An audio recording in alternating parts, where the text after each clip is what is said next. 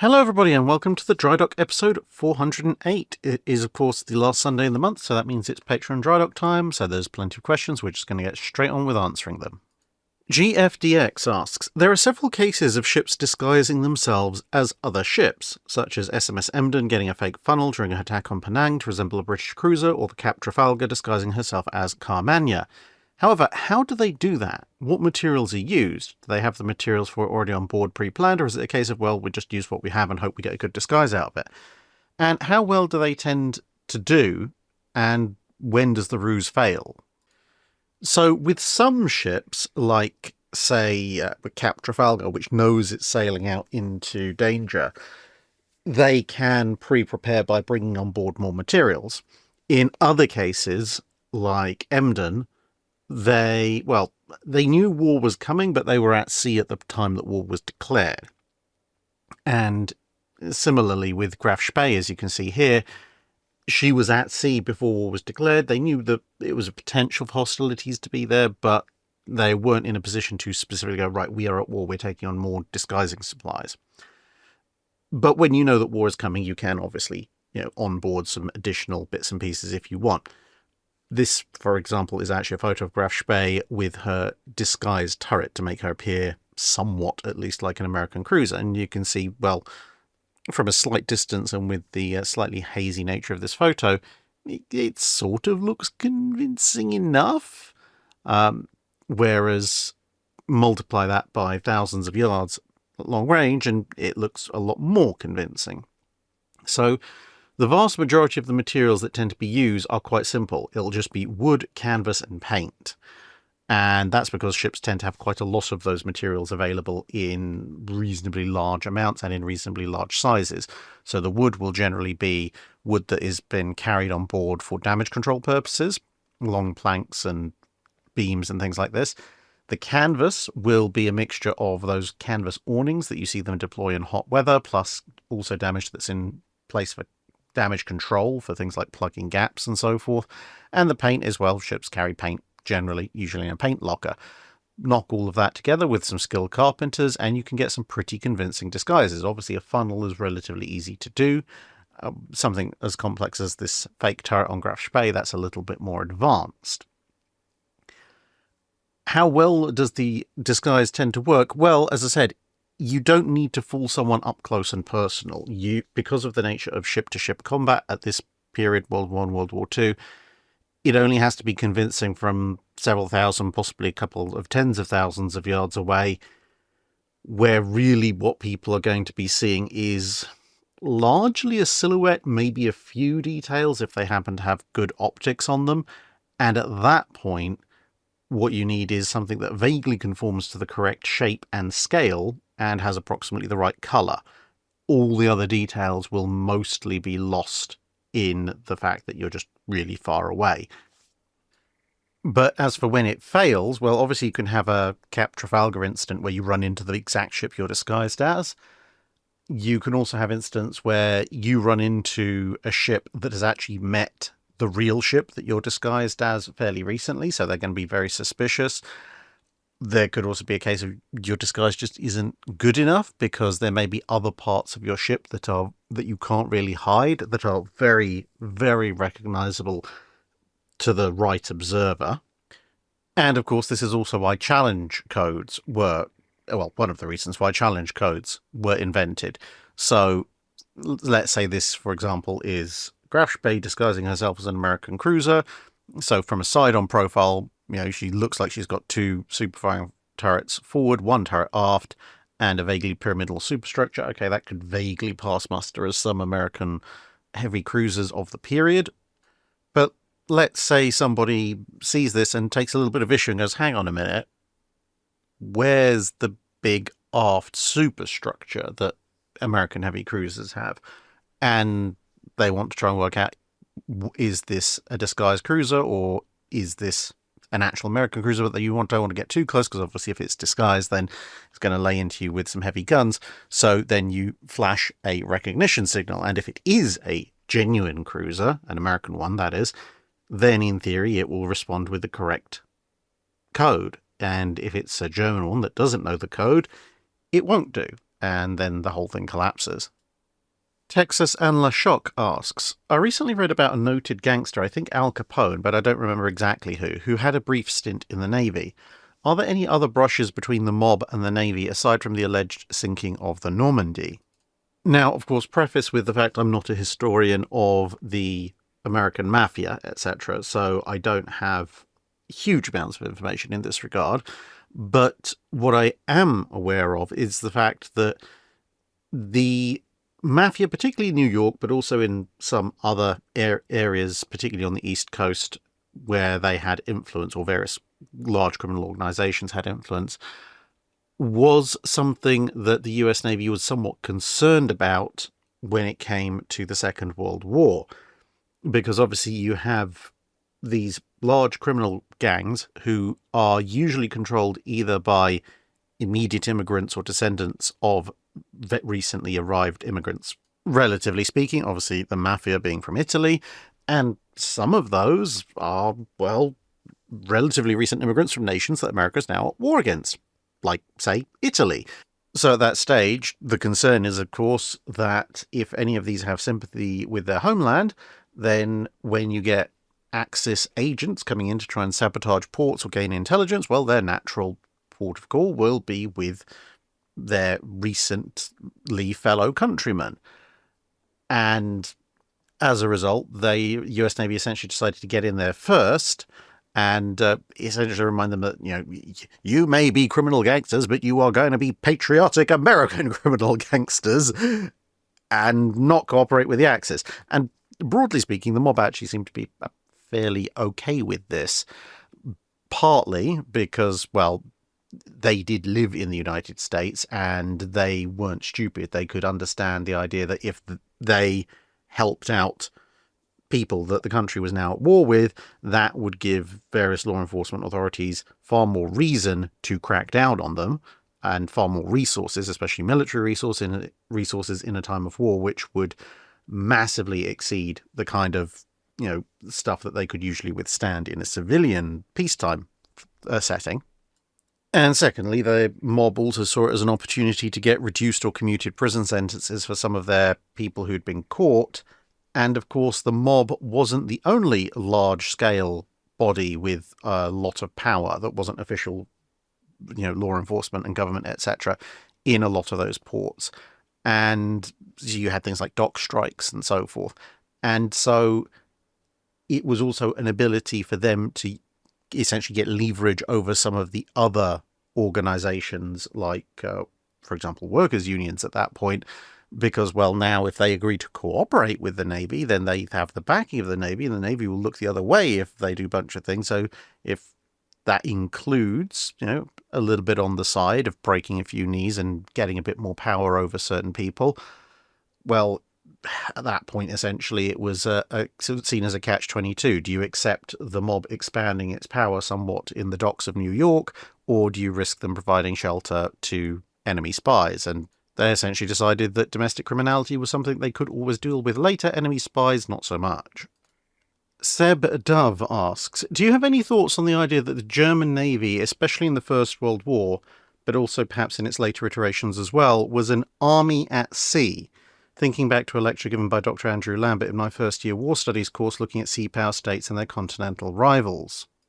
I think there is a certain amount of mileage in the idea that some nations view a navy as intrinsic to itself, and other nations view a navy as, like you said, basically an army at sea.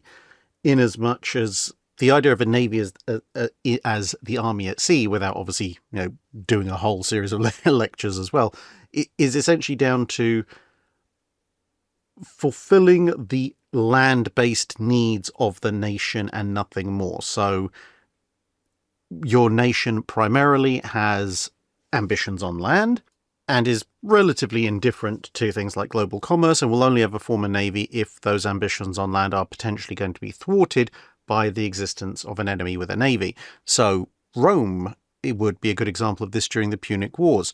Rome didn't have a navy, it didn't care for a navy, it was quite happy to let trade happen just as and when it did. until it got embroiled in who was going to control Sicily, and suddenly, even though Sicily is very close to mainland Italy, it still requires you to cross by ship, and the Carthaginians had a much bigger and better navy, so they could dominate the seas, which meant they could supply troops and material, food, etc. to their bits of Sicily, or the bits of Sicily they were allied with, depending on exactly what time period you're looking at, and the Romans couldn't. And so the Romans were forced to build a navy to fight the Carthaginians. But as soon as the Carthaginian threat went away, so did Roman naval power, and the Roman navy then has to kind of build itself back up again when the next naval threat presents itself, when piracy starts running rampant, etc. But there was no particular drive in Rome to have a persistent navy for a very long time. And similarly with Germany, they had ambitions to colonize various bits of the world. Weirdly enough, as it might sound to us today, that didn't actually require a particularly large navy because, well, the US was going out and taking over various bits of the world a little bit late compared to the powers like Spain and France, etc. And they didn't have a particularly large navy at the time that the Kaiser started looking to expand the high seas fleet. And Spain had a reasonably sized colonial empire, albeit one that the Americans were in the process of reducing rather quickly. And, well, they didn't have a particularly impressive navy either. So while you had to have a navy of sorts, you didn't have to have a massive, great battle fleet to be a colonial force. Britain was happy to allow people to have these various colonies. Apart from anything else, if you had lots of overseas colonies and a small navy, it made it much, much easier for Britain to hoover up those colonies if you ever went to war. So that was fine. What the bigger problem was Germany's ambitions in Europe. And they knew that if Germany aimed to dominate Europe, Britain wasn't going to allow that because Britain didn't want anyone to dominate Europe. And Britain's main way of interfering with people historically was a navy. And therefore, to prevent that, Germany had to have a navy. Again, this isn't anything to do with controlling global commerce. It's nothing to do with being an existential element of the nation. It exists solely to fight and win battles, or at least try and fight and win battles, to allow the land-based ambitions of the country to continue.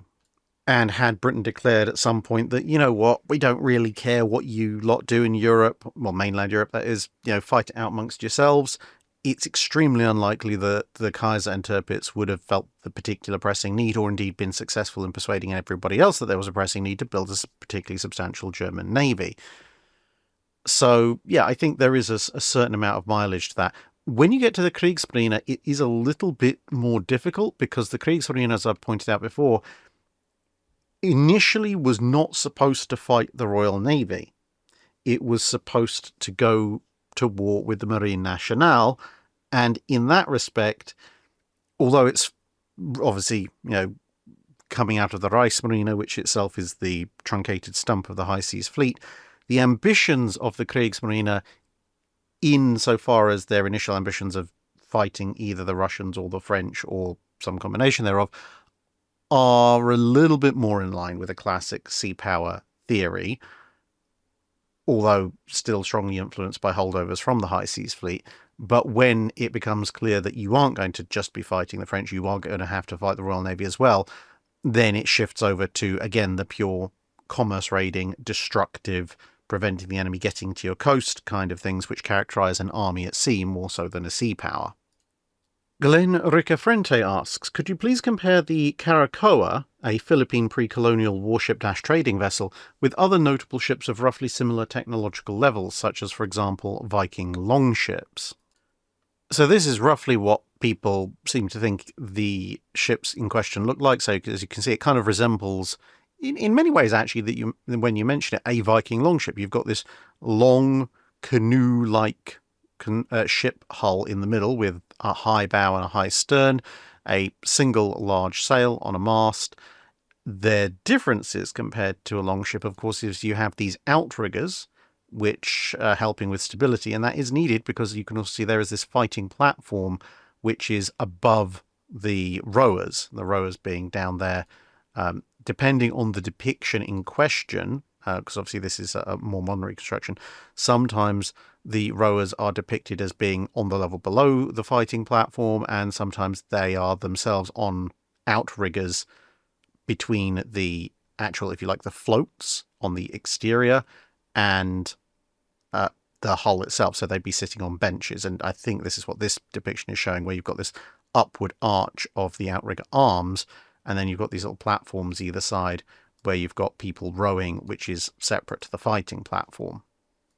And I think the comparison to Viking longships is probably the best one, because much like Viking longships, they came in a variety of sizes, and they're also quite fast, and they are very shallow draft. So these are all things they have in common. If, however, we're going to look at differences and pros and cons, I think the Caracoa is an individually superior fighting platform, simply for the fact that it is going to be able to withstand damage somewhat better, thanks to the additional flotation offered by the outriggers, and thanks to the stability offered by those outriggers, it has this raised fighting platform amidships, which obviously can be configured in a number of different ways for either foot combat or screens for archers or whatever. Obviously, they can also be used in peacetime for cargo. And therefore, it's going to be, if you were, say, to put it in a fight against a longship of a similar overall length, the warriors on a Caracoa are going to have a height advantage and also quite a lot of maneuver advantage, because all the rows beneath them, quite literally, so they can run about and organize into formations and maybe even have ranks where you might have the hand-to-hand melee warriors guarding against boarding actions while archers fire over them into the enemy. Whereas on a Viking ship, obviously, it's going to be, although longships are notably quite stable, they are somewhat less stable than something with full-on outriggers, and they're going to be fighting from a lower height level, which in hand-to-hand sea combat is going to be a disadvantage. However, if you're going to put them all together into fleets at the same time, then as a fleet unit, the longship probably is going to work slightly better, simply because with these outriggers, a Caracoa is going to be somewhat spaced out from other Caracoa if they're fighting a mass action, whereas longships could, and indeed did, lash themselves up nice and close together, vastly supplementing their fighting power. So if I was a Viking chief and somehow magically we were ending up fighting a fleet of these things, I would want to use my biggest longships, the ones that can challenge the biggest of the Caracoas straight up, get them into boarding range, and then I can feed men in to my big ship to sort of overwhelm the Caracoa, because my other ships can come alongside me. Whereas if you're feeling purely a fleet of these ships, that kind of mutual support is going to be a bit more difficult. But at the same time, if you want to raid and you want to plunder everybody and then take away loot, whether that be other people on shore or ships, then the Caracoa is going to be a much more suitable vessel for this, just because it's, again, bigger, more stable, slightly greater depth of hull because of the platform. Therefore, you're going to be able to store more stuff on it. Brad in SoCal asks, there was one battle during the Age of Sail where a vessel with almost all short-range carronades lost in a battle in a Pacific port. Yeah, that would be the loss of USS Essex in the War of 1812. It seems like that kind of incident would make it preferable for all long-range guns to be mounted to keep an adversary at bay. What mix of cannon would you specify to outfit a late 17th century frigate? Long-range guns or carronades? I think my overall thinking would probably reflect Royal Navy thinking around the time of the Napoleonic Wars. And that is that it all depends on size. So what the Royal Navy came up with after some experiments with larger frigates carrying an all-carronade armament was that on your fifth rates, which are your, generally speaking, large frigates of the time, and on some of the bigger sixth rates, in fact, most of the bigger sixth rates, most of the sixth rates period, to be honest, having the long guns, even though they fired a lighter weight shot than the same weight in carronades, would be a better idea for the main gun deck. And that was simply because these ships had a significant range advantage over all carronade ships, and they could exploit that range advantage. Now, granted, this was, of course, literally Nelsonian times, so you're still talking, engagement ranges of 500,000, maybe 1,500 yards if you're lucky, but compared to a carronade ship, as you saw with USS Essex, it was entirely possible for a ship of this size to sail and hold off from an all-carronade ship and then just bombard it at a range where the carronade ship couldn't really do all that much. But when you look at the upper deck guns, so in the forecastle and on the quarterdeck, etc., those guns had to be smaller and lighter than the main deck guns. But if your main deck guns are 12-pounders or 18-pounders, then your upper deck guns are going to be 4-pounders, 6-pounders, 8-pounders, maybe 9-pounders, if you're lucky. And on a ship of that scale, that doesn't really add a huge amount of firepower to your vessel. So on those upper weapons, then, yeah, it's worth putting 12 or 24-pounder carronades, maybe even if you're really lucky to go 32-pounders, if your ship can support it, like, say, on some of the bigger fifth rates, because then you get a massive increase in firepower, but those small long guns up top weren't really adding all that much to your long-distance broadside. So losing them is, fine.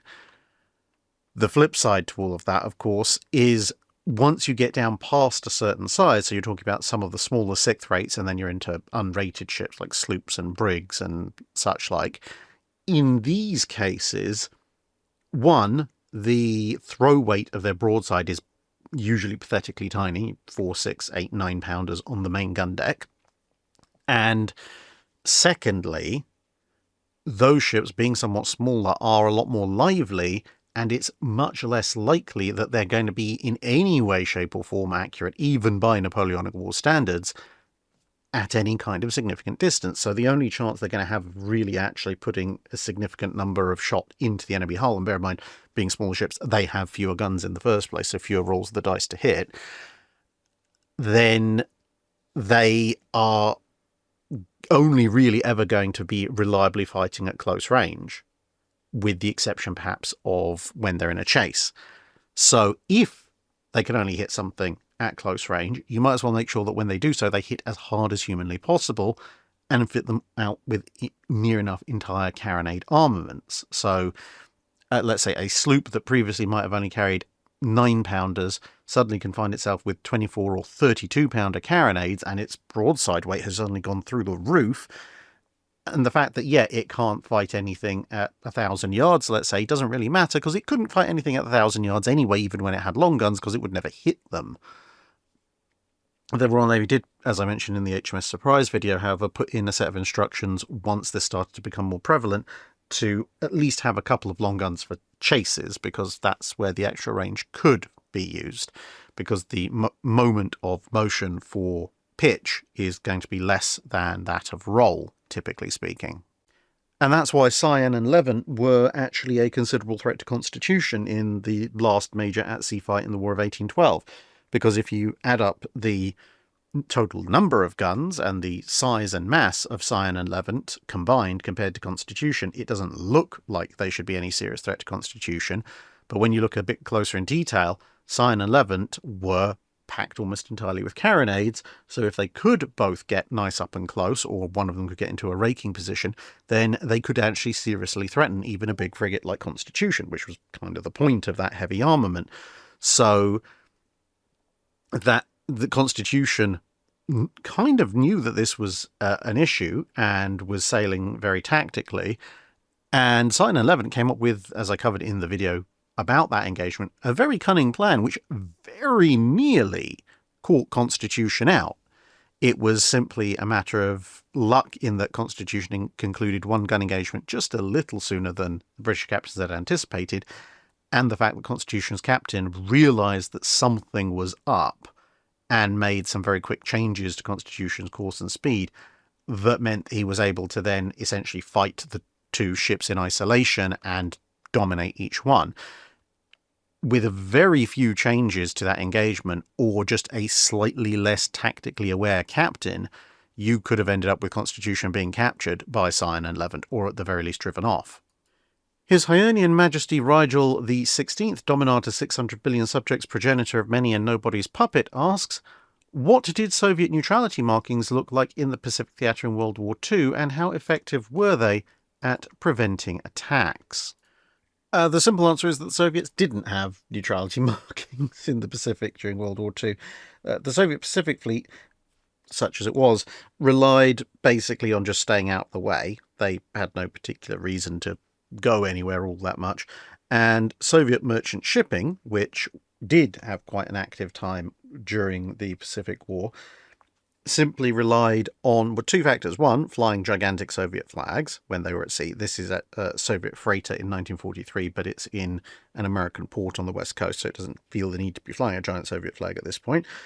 And that combined with the fact that obviously the Americans were supplying the Soviets with weaponry, so they had no particular interest in shooting at them.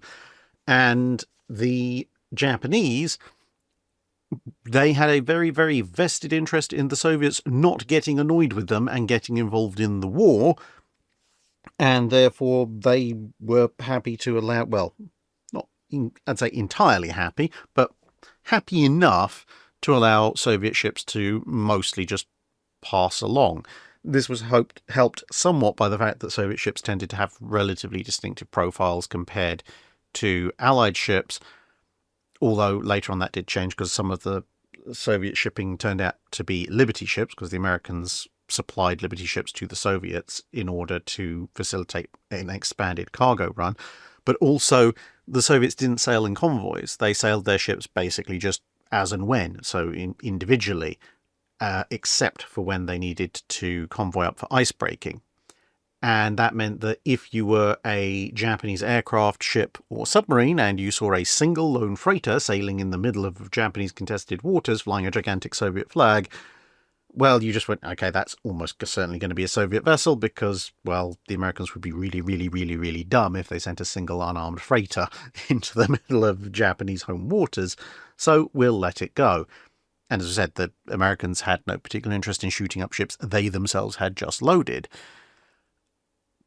The lack of other neutrality markings, however, did occasionally come back to bite them because there were over a dozen incidents of friendly fire, or should we say unintentional fire, from submarines, both American and Japanese, well, mostly American, against ships which they either misidentified as Japanese, or obviously where the Japanese thought the ship was American, or where they just found a ship, didn't particularly bother to check on its identity, because the Soviets did sail known routes, but they had to shift those routes sometimes because of obviously climatic conditions up north with ice packs and everything.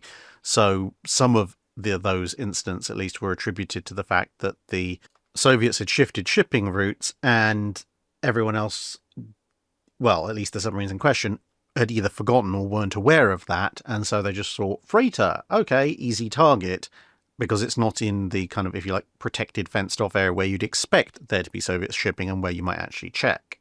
Not Shaped for Sportive Tricks asks, Hi Drac, I've noticed that in some photos of Royal Navy ships' anchor, there is a second chain attached to the anchor chain just beneath the hawsepipe that seems to go around the bow. I assume that it's likewise attached to the dropped anchor chain on the other side of the ship to prevent the two chains from fouling each other. Is this the case? Also, I've only noticed this with Royal Navy vessels. Do other vessels or other navies do this as well? Well, here's a very good example on the bow of Barham. Now, I'm not 100% sure on this, so for those of you who may actively have sailed and have used this technique or seen it used, please feel free to fill in below if necessary. But I believe that this setup has two primary advantages. Firstly, there's a degree of safety, because if there's a significant wind or current that picks up and puts a great deal of strain on the anchor and on the chain, then if one or the other parts at the hawse line or hawse pipe or further up into the system, then of course the other one is there to keep the anchor secure.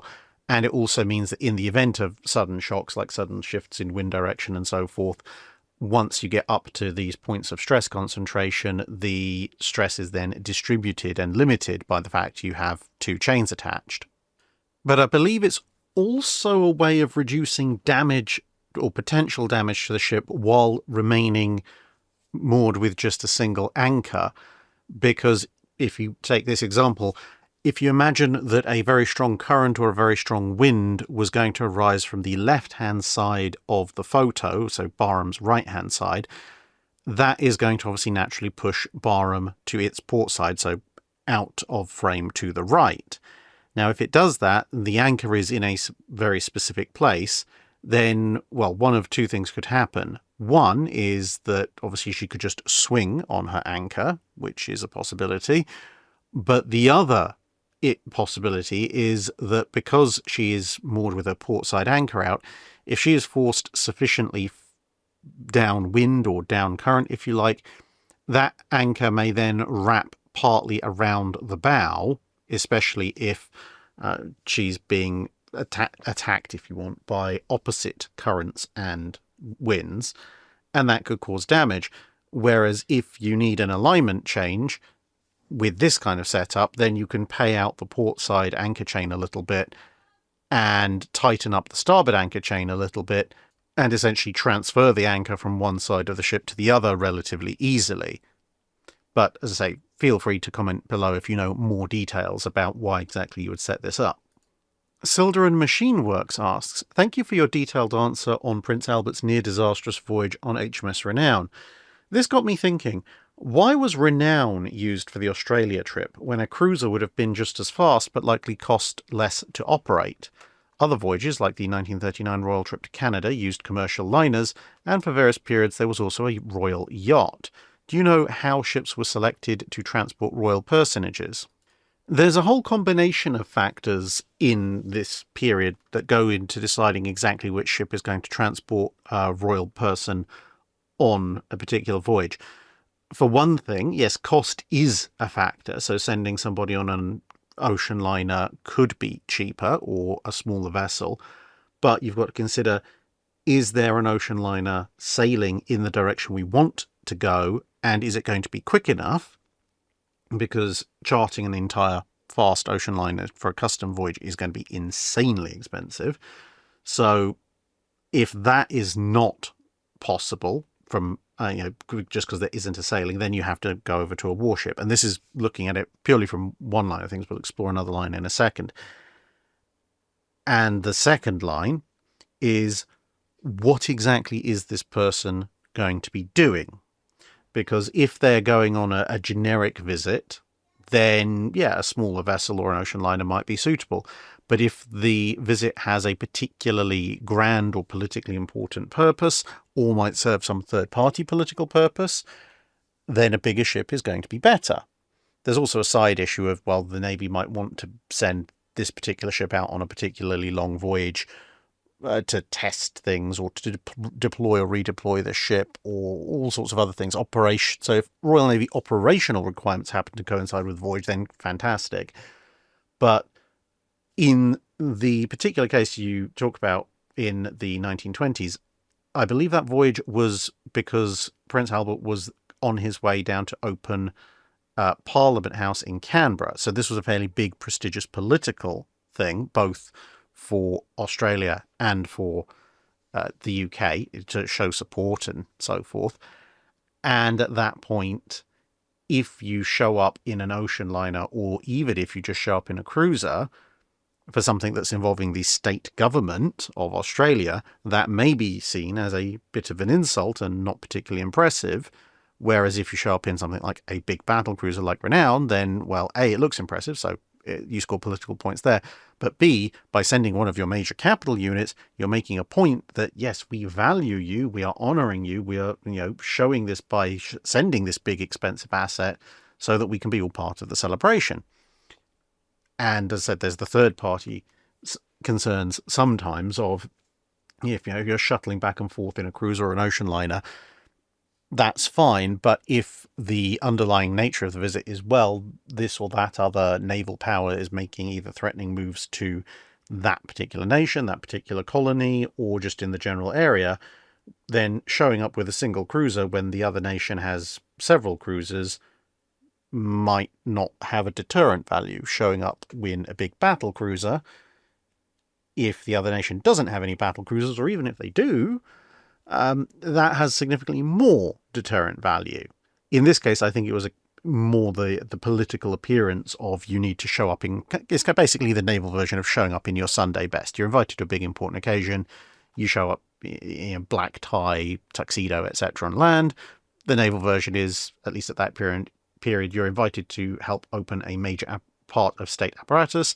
You show up with a battle cruiser. Hugh Fisher asks, can you give us landlubbers a quick overview of the important differences between clinker-built and carvel-built wooden ships? And if relevant, what some guy called Seppings contributed? Well, you'll be glad to know that this particular set of differences was largely resolved in the medieval period, hundreds of years before Seppings existed in any way, shape or form.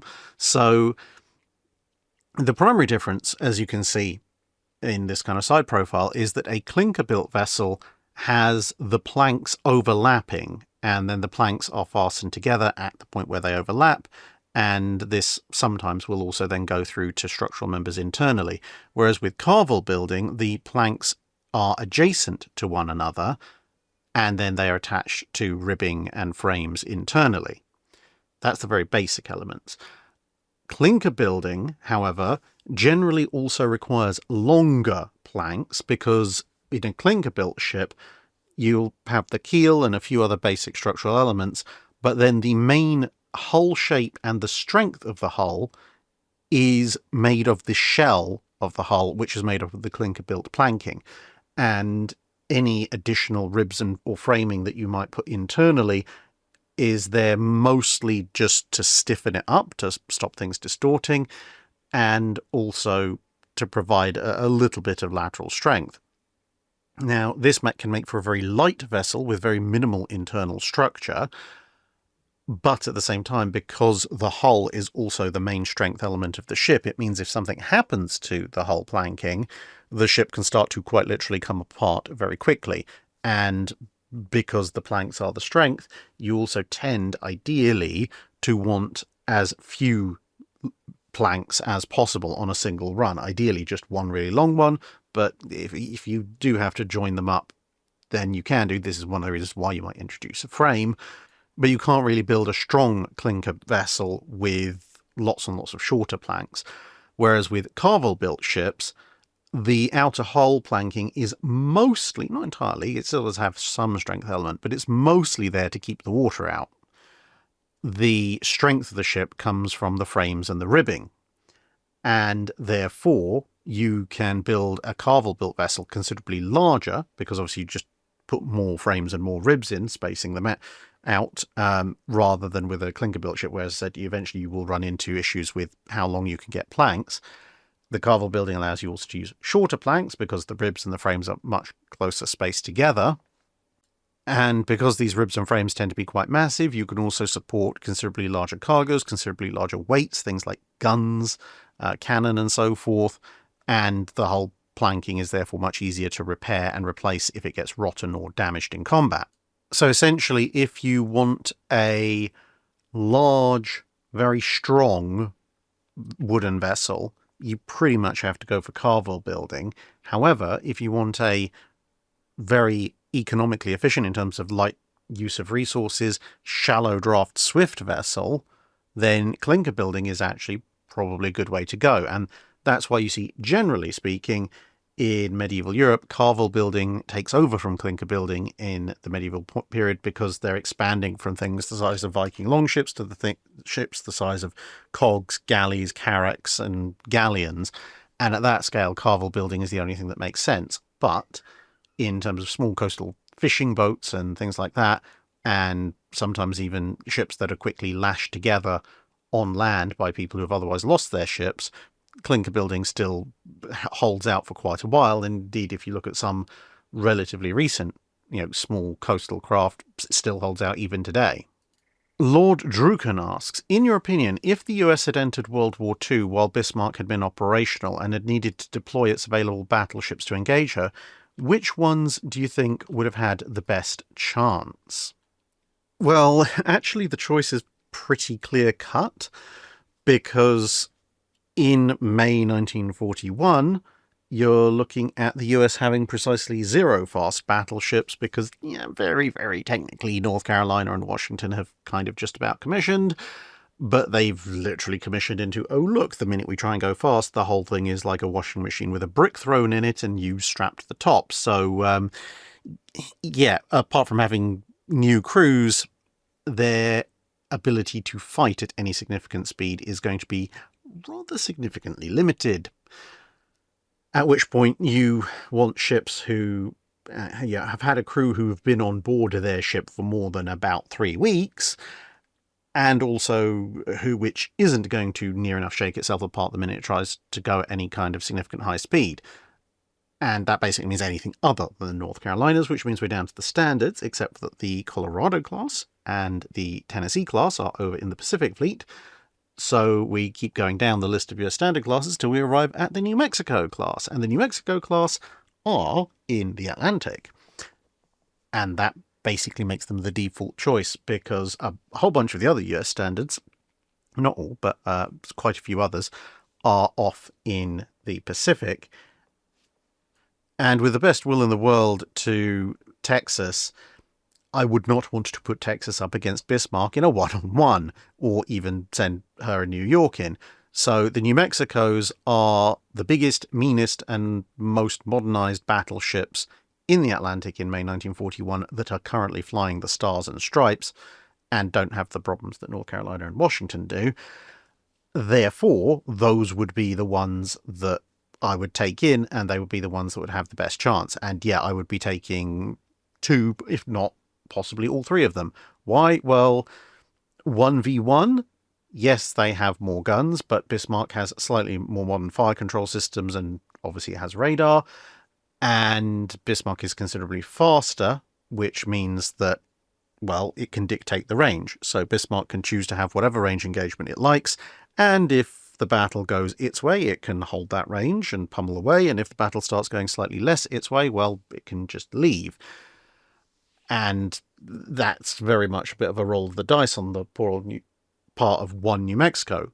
And, well, you've got 2, 3 New Mexicos, why not use all of them? Because if you have all of them showing up, then even if Bismarck, well, assuming Bismarck stays around to fight, because of course it still can just leave, but assuming Bismarck does decide to fight for whatever reason, at least for a little bit, then even if Bismarck gets some lucky hits in very early on one of the New Mexicos and starts to diminish its combat capability, that's not going to do anything to the other 2.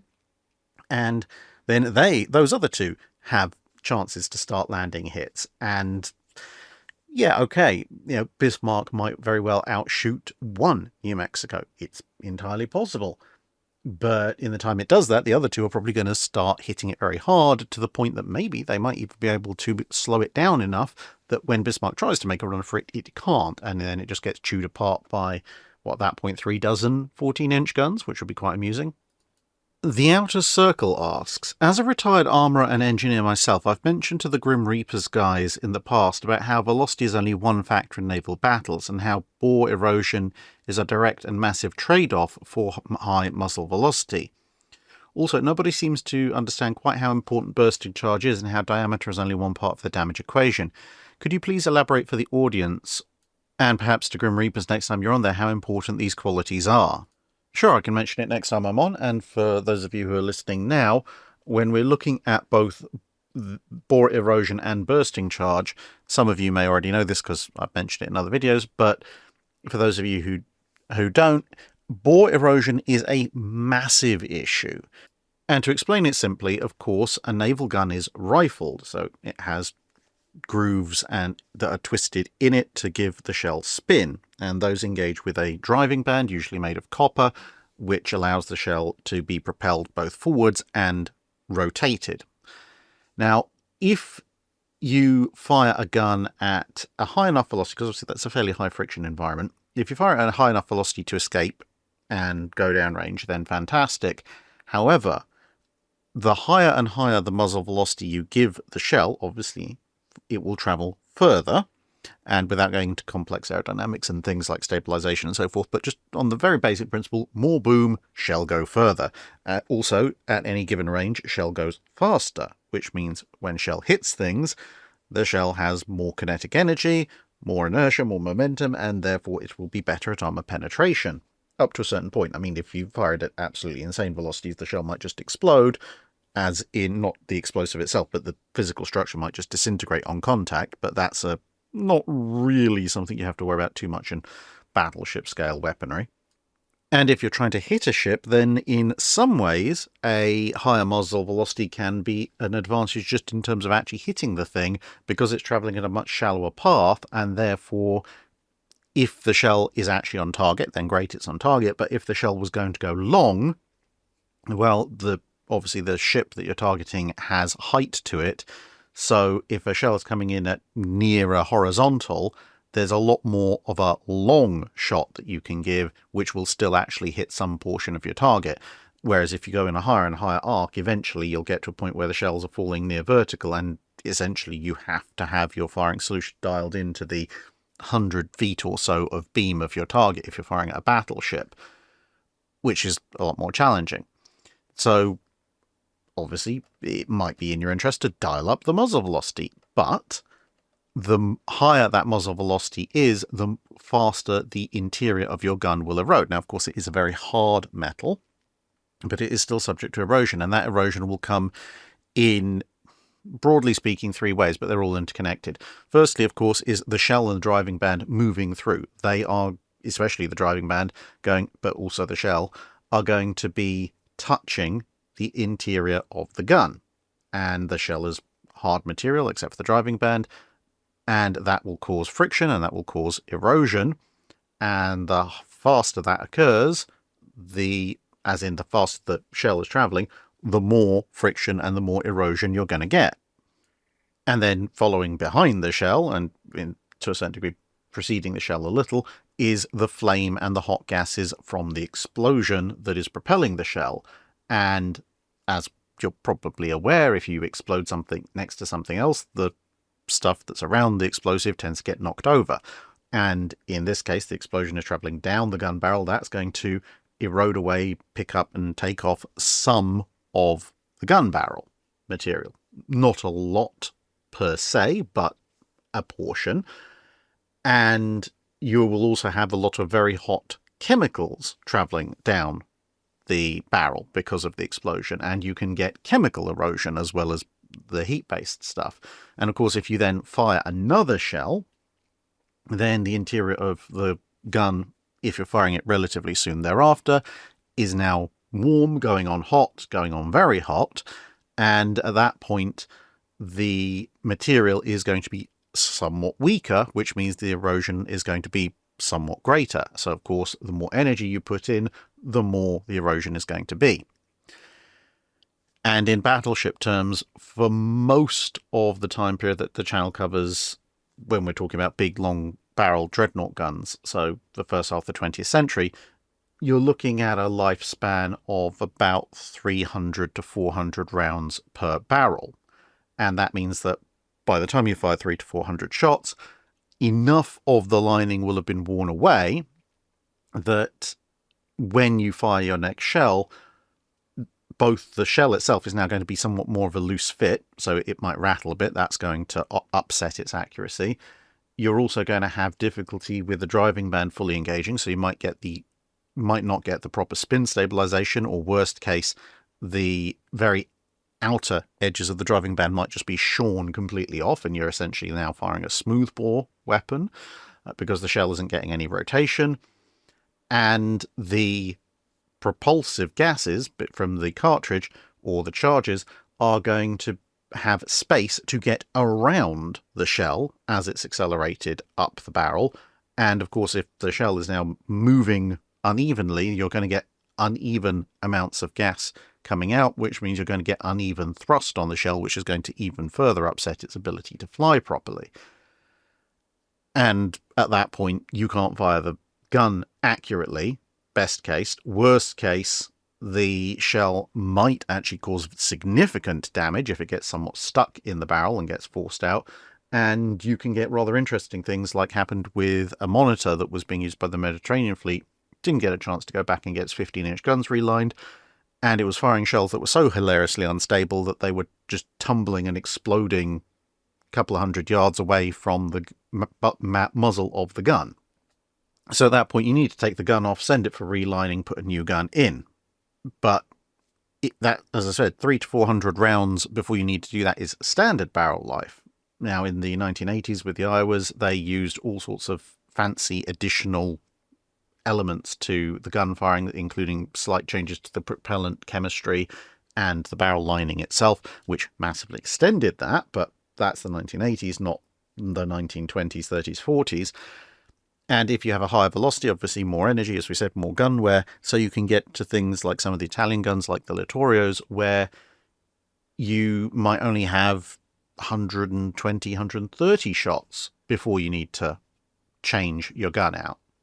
Now, you might think, well, okay, but for someone like Italy, where they can go out, have a battle, and they're pretty much always going straight back home, they can afford that because, well, when they go back home, the guns will be available. Whereas if you're, say, a US ship or a British ship, you might sail out from home with a set of guns, and you might be expected to fight several battles very far from home, where they don't have spare gun barrels, before you can eventually go home to get your barrels changed. And that is actually part of the bargain that the Italians accepted. However, the change in the properties of the gun every time you fire, from 100% factory new to 0% this needs relining because you've essentially got a gigantic shotgun. Obviously, if you have a barrel life of, say, 400 rounds, then you're only changing the properties between that 100% and 0% by 0.25% each shot. So the flight of the shell is going to be fairly similar to the flight of the previous shell, and all of this obviously can be computed and allowed for in your firing tables.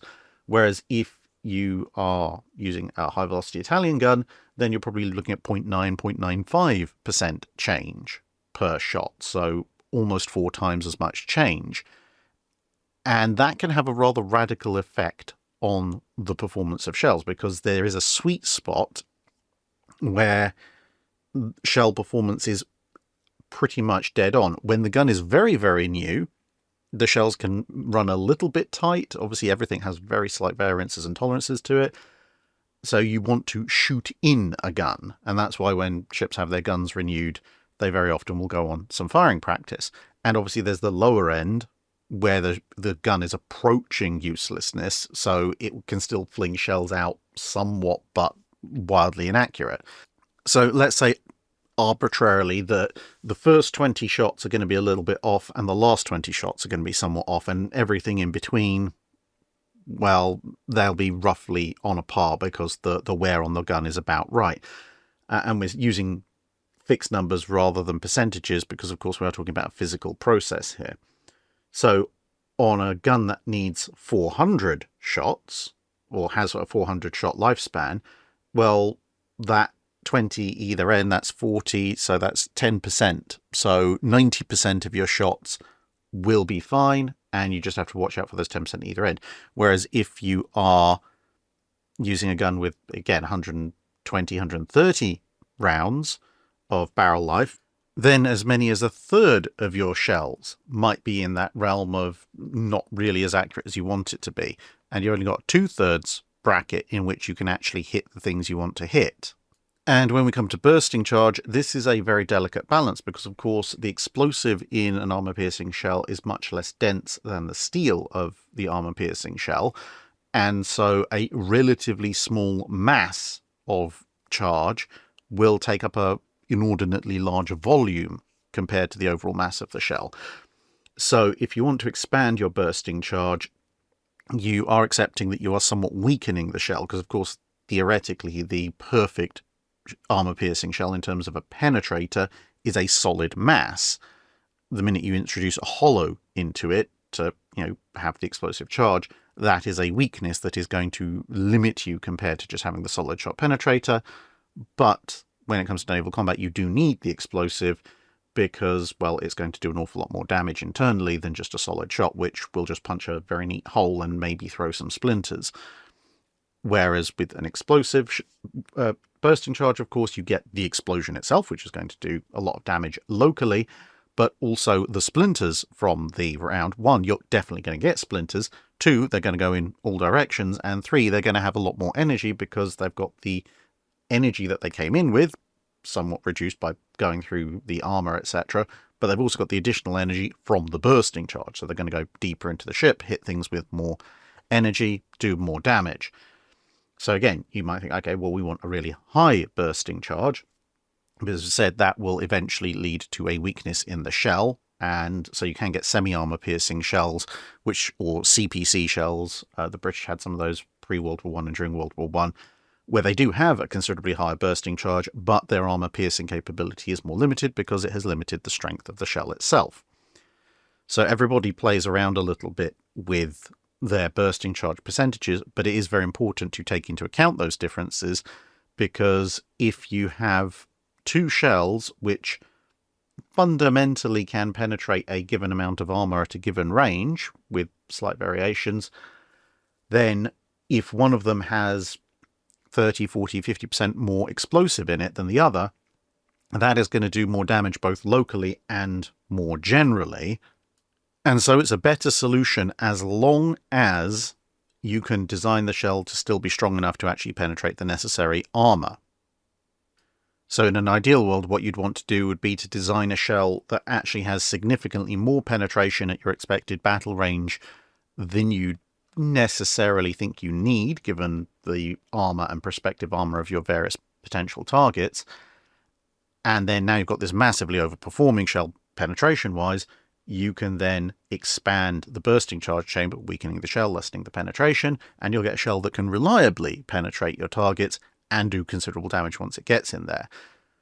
Another way of going about it, of course, is to get a smaller gun, which is lighter. You maybe fit more of them, or maybe that's the only thing you can fit on your ship, and make it a very, very, very strong penetrator with a minimal bursting charge. So at that point, with a smaller gun, you're guaranteeing penetration that you might not otherwise see except from a larger weapon.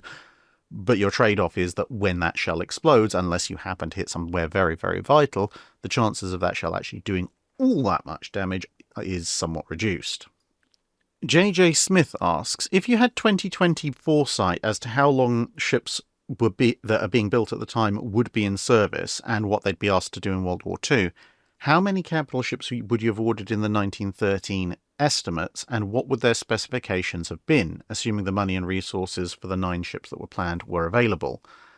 My idea would be for as many as I could afford of ships with, broadly speaking, the power plant of the Renowns, the relative spaciousness of the Queen Elizabeths, the armour layout of the R-class, triple turrets with 15-inch guns with 30-degree elevation, turreted secondary armament, and no torpedo tubes. Now, I think this kind of idea can be a little bit tricky to negotiate, simply because, obviously, we know what most people would consider to be an ideal capital ship in the Second World War, and therefore it's very tempting to say, well, we just build a version of that in World War I. However, if you have 2020 foresight, I think there are a few things that probably need to be borne in mind. And that is, obviously, you don't need to design with overly large guns because you know that the Washington Treaty is coming. So as long as you can get, I would say, minimum 14-inch guns. But yeah, 15-inch guns are a good one also, obviously, in 1913. That's going to be perfectly fine in World War II. Combine them, as you said, with triple turrets and with higher elevation. That's a very good call. Although, with that said, again, because, trying to be somewhat realistic to 1913, I think it would be possible to accept a triple turret with 20-degree elevation, which would be more akin to what people think is possible at that time period, simply because you are going to have to modernize these ships at some point in the 1930s for reasons we get onto in a second. And at that point, modifying the gun turrets themselves to be able to do a 30-degree elevation is not going to be that difficult in the grand scheme of things.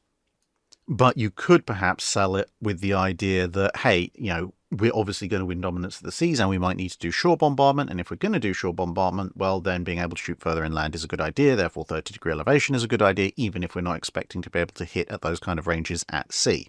So yeah, you could justify that, I think. The armour layout of the R-class is a good call, especially for Royal Navy designs, because it is essentially a similar thickness to the Queen Elizabeth's, but much better laid out. So yeah, fine. The whole spaciousness of the Queen Elizabeth's, yes. I mean, you're going to get that to a certain degree if you're going with something like the power plant of the Renowns. I wouldn't necessarily go completely with the power plant of the Renowns unless you're going with a really, really big ship. Because, again, using foresight, you know that 27, 28 knots is going to be fine. And this is where that modernisation kicks in. Because with more modern, more advanced, and more compact power plants, when you inevitably have to do your modernisation in the 1930s, you'll be able to fit the same amount of power in considerably less space. So if you design the ship in 1913 to be able to go at 30, 32 knots, the sheer amount of power you're going to need is going to be ridiculous, and you're going to end up with very few, very, very, very large ships. Conversely, if you perhaps use small tube boilers like they wanted to do with the QEs and have maybe a very slightly more elongated, slightly more speed optimized QE hull, you can get 27, 28 knots out of that without breaking the bank, without making people wonder what on earth you're on about. And when you replace that in the 1930s, because the machinery plant will be pretty much shot at that point and you're going to have to do it anyway, then you can maintain that speed with a similar or greater power output in a smaller space. And then that brings me around to the main point of contention, which is the secondary battery. I personally wouldn't actually go with a turreted secondary armament and no torpedo tubes in 1913.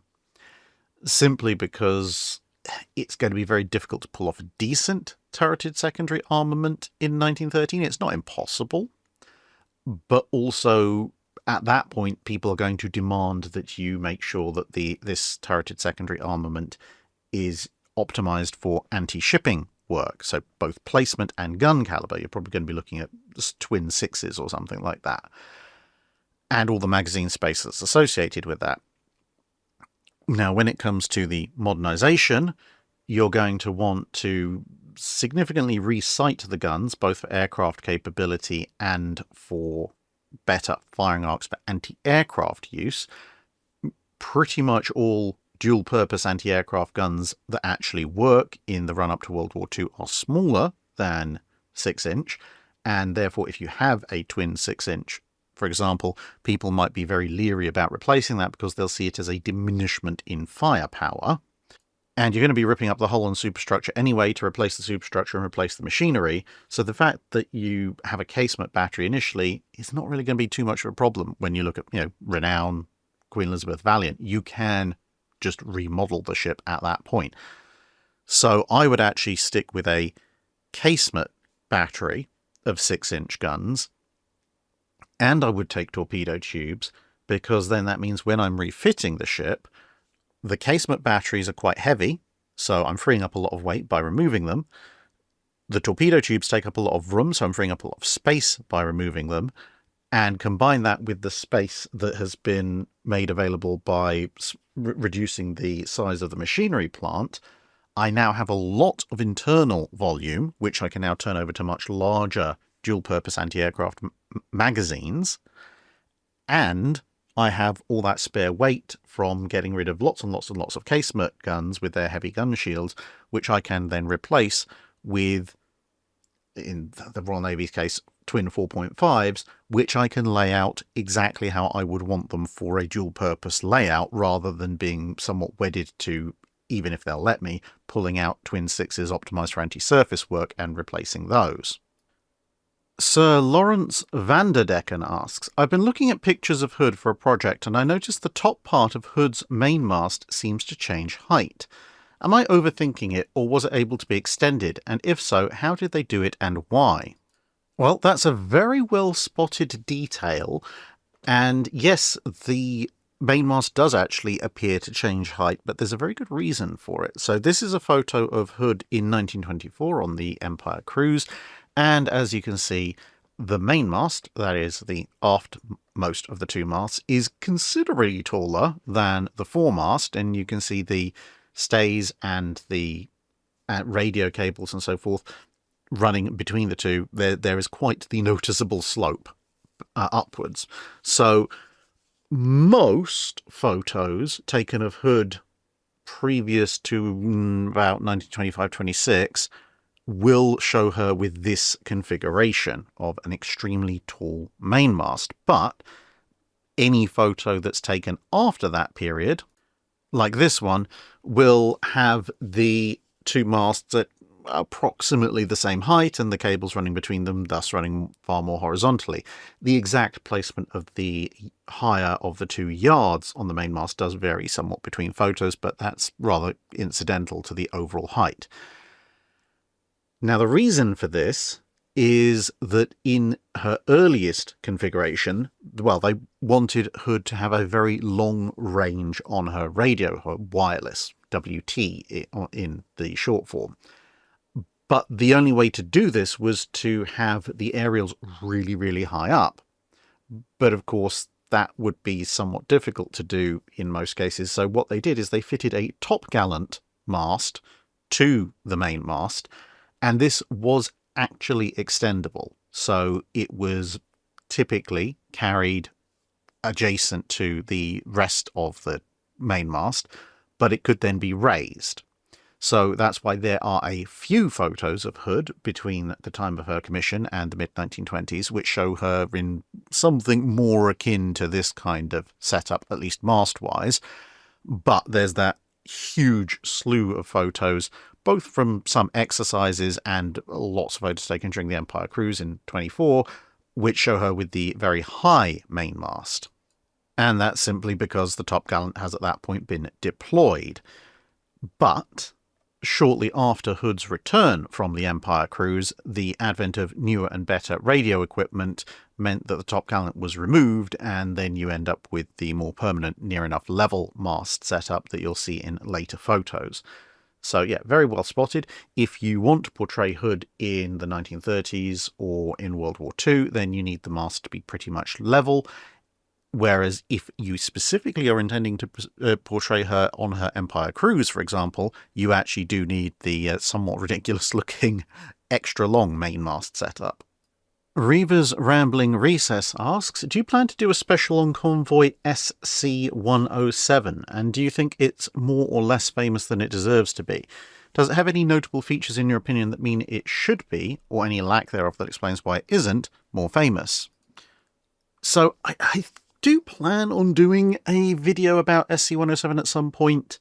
I think the reason it doesn't get quite the same level of recognition that it perhaps should do is that while it is one of the most disastrous Atlantic convoys in terms of numbers of ships sunk, 15 freighters out of 39, it's not the most disastrous Atlantic convoy. That's like 20 ships sunk. And of course, if you say to people, disastrous convoy, people immediately go PQ-17, which is of course an Arctic convoy, but, you know, details.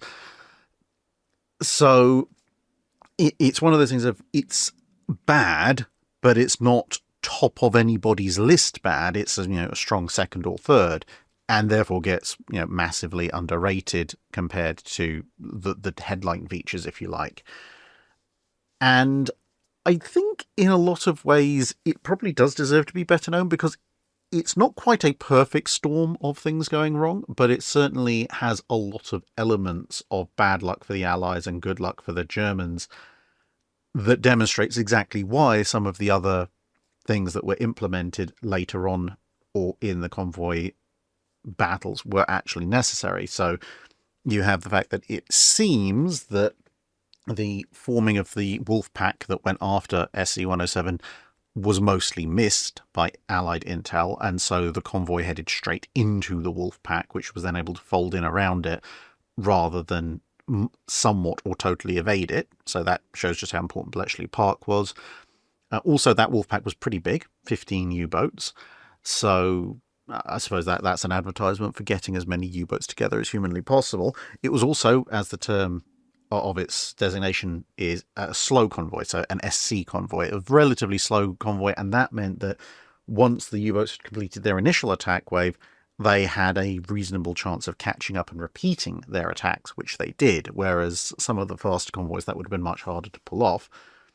The escort group was slightly reduced compared to what it technically should have been, which obviously didn't help it. There were a few radar failures, which opened up gaps in the escort screen, and between the radar failures and the slightly reduced numbers, it meant that when you just had so many U-boats appearing, the minute you detached an escort to go and have a look and see if it could attack or drive off the U-boats that had been detected, there was now a gap in the convoy's screen, and several U-boats used those opportunities to sneak in and do a whole bunch of damage. Whereas if you'd had 2-3 more escorts, perhaps that could have solved an awful lot of problems, even if you did end up driving the convoy straight into the middle of a massive wolf pack. And to a certain extent, I think it also emphasized the need for more faster convoy escorts, because the vast majority of the escorts made up of corvettes, and they could do a pretty good job when they were in position of fending off U-boats, but because of their relatively low speed, even compared to a slow convoy, if you detached them to chase down U-boats, it was quite difficult for them to then catch up to the convoy again in anything like good time. Whereas later frigates and already available, if in low number, destroyers could much more easily run out, have a much better chance of catching the U-boats in the first place because they'd get there quicker, and then get back to the convoy and thus leave the convoy exposed considerably less. Although it does have the rather amusing coda of that particular convoy of the fact that one of the 2 ammunition ships that were present in the convoy and ended up being sunk, one of those detonated with such a ridiculously violent explosion that it appears it also sank the U-boat that had torpedoed it, which is darkly amusing on several levels. Brian Stevens asks, I struggle to understand the purpose of casemates once turrets are installed on ships. It looks like a row of holes in the side of a ship weakening its defences for guns that couldn't really be aimed nearly as well as a turret. In use as secondary guns, smaller, more easily aimable guns seem far better to me, and yet casemates persisted into World War I. These seem to be an odd inertia from the days of sail when ships were much closer. Were designers just that conservative that they couldn't let it go, or what am I missing? So there are actually a few different justifications for casemates, certainly I would say up until just before World War I, and of course most of the ships in World War I come from that period. So let's go through them in no particular order. Firstly, casemates offer you an opportunity to place guns somewhat lower in the hull, therefore offering you more stability, whereas if you put the same guns higher in the hull, the same weight gives you a greater negative effect on stability. Now, of course, you could argue that because of the greater arcs of fire with turrets or shielded mounts, you could put fewer guns higher up and solve the stability problems that way. Well, yes, however, there's also another factor, which is fire control. Up until World War I, and even into World War I for a good number of ships, secondary batteries did not have fire control. Even main fire control for your main battery was something that was still being rolled out to some of the earlier ships at the time that World War I occurred. And getting fire control in for your secondary battery, as opposed to just people manually aiming the guns themselves on the gun crews, was a rolling process that, again, for some of the older ships, hadn't even really completed right up towards the very end of World War I. At which point, having fewer guns means that with the relatively low accuracy rate of the secondary batteries, you're going to be hitting an awful lot less, because to a certain extent, the casemates allow you to put lots and lots of guns in, so you can throw an awful lot of shells downrange, and some of them will hit. And considering that the primary purpose of most casement batteries is to engage torpedo boats and then later destroyers, that is a fairly significant concern. Now, generally, I say, because certainly when you get to dreadnought period ships, the purpose of most casement batteries in most navies is primarily or exclusively to deal with destroyers, but that's not the case in all navies. In some navies, they did actually retain secondary batteries with a deliberate intention of still using them in capital ship to capital ship combat, but that's a separate issue to discuss in a separate video or a separate Drydock question.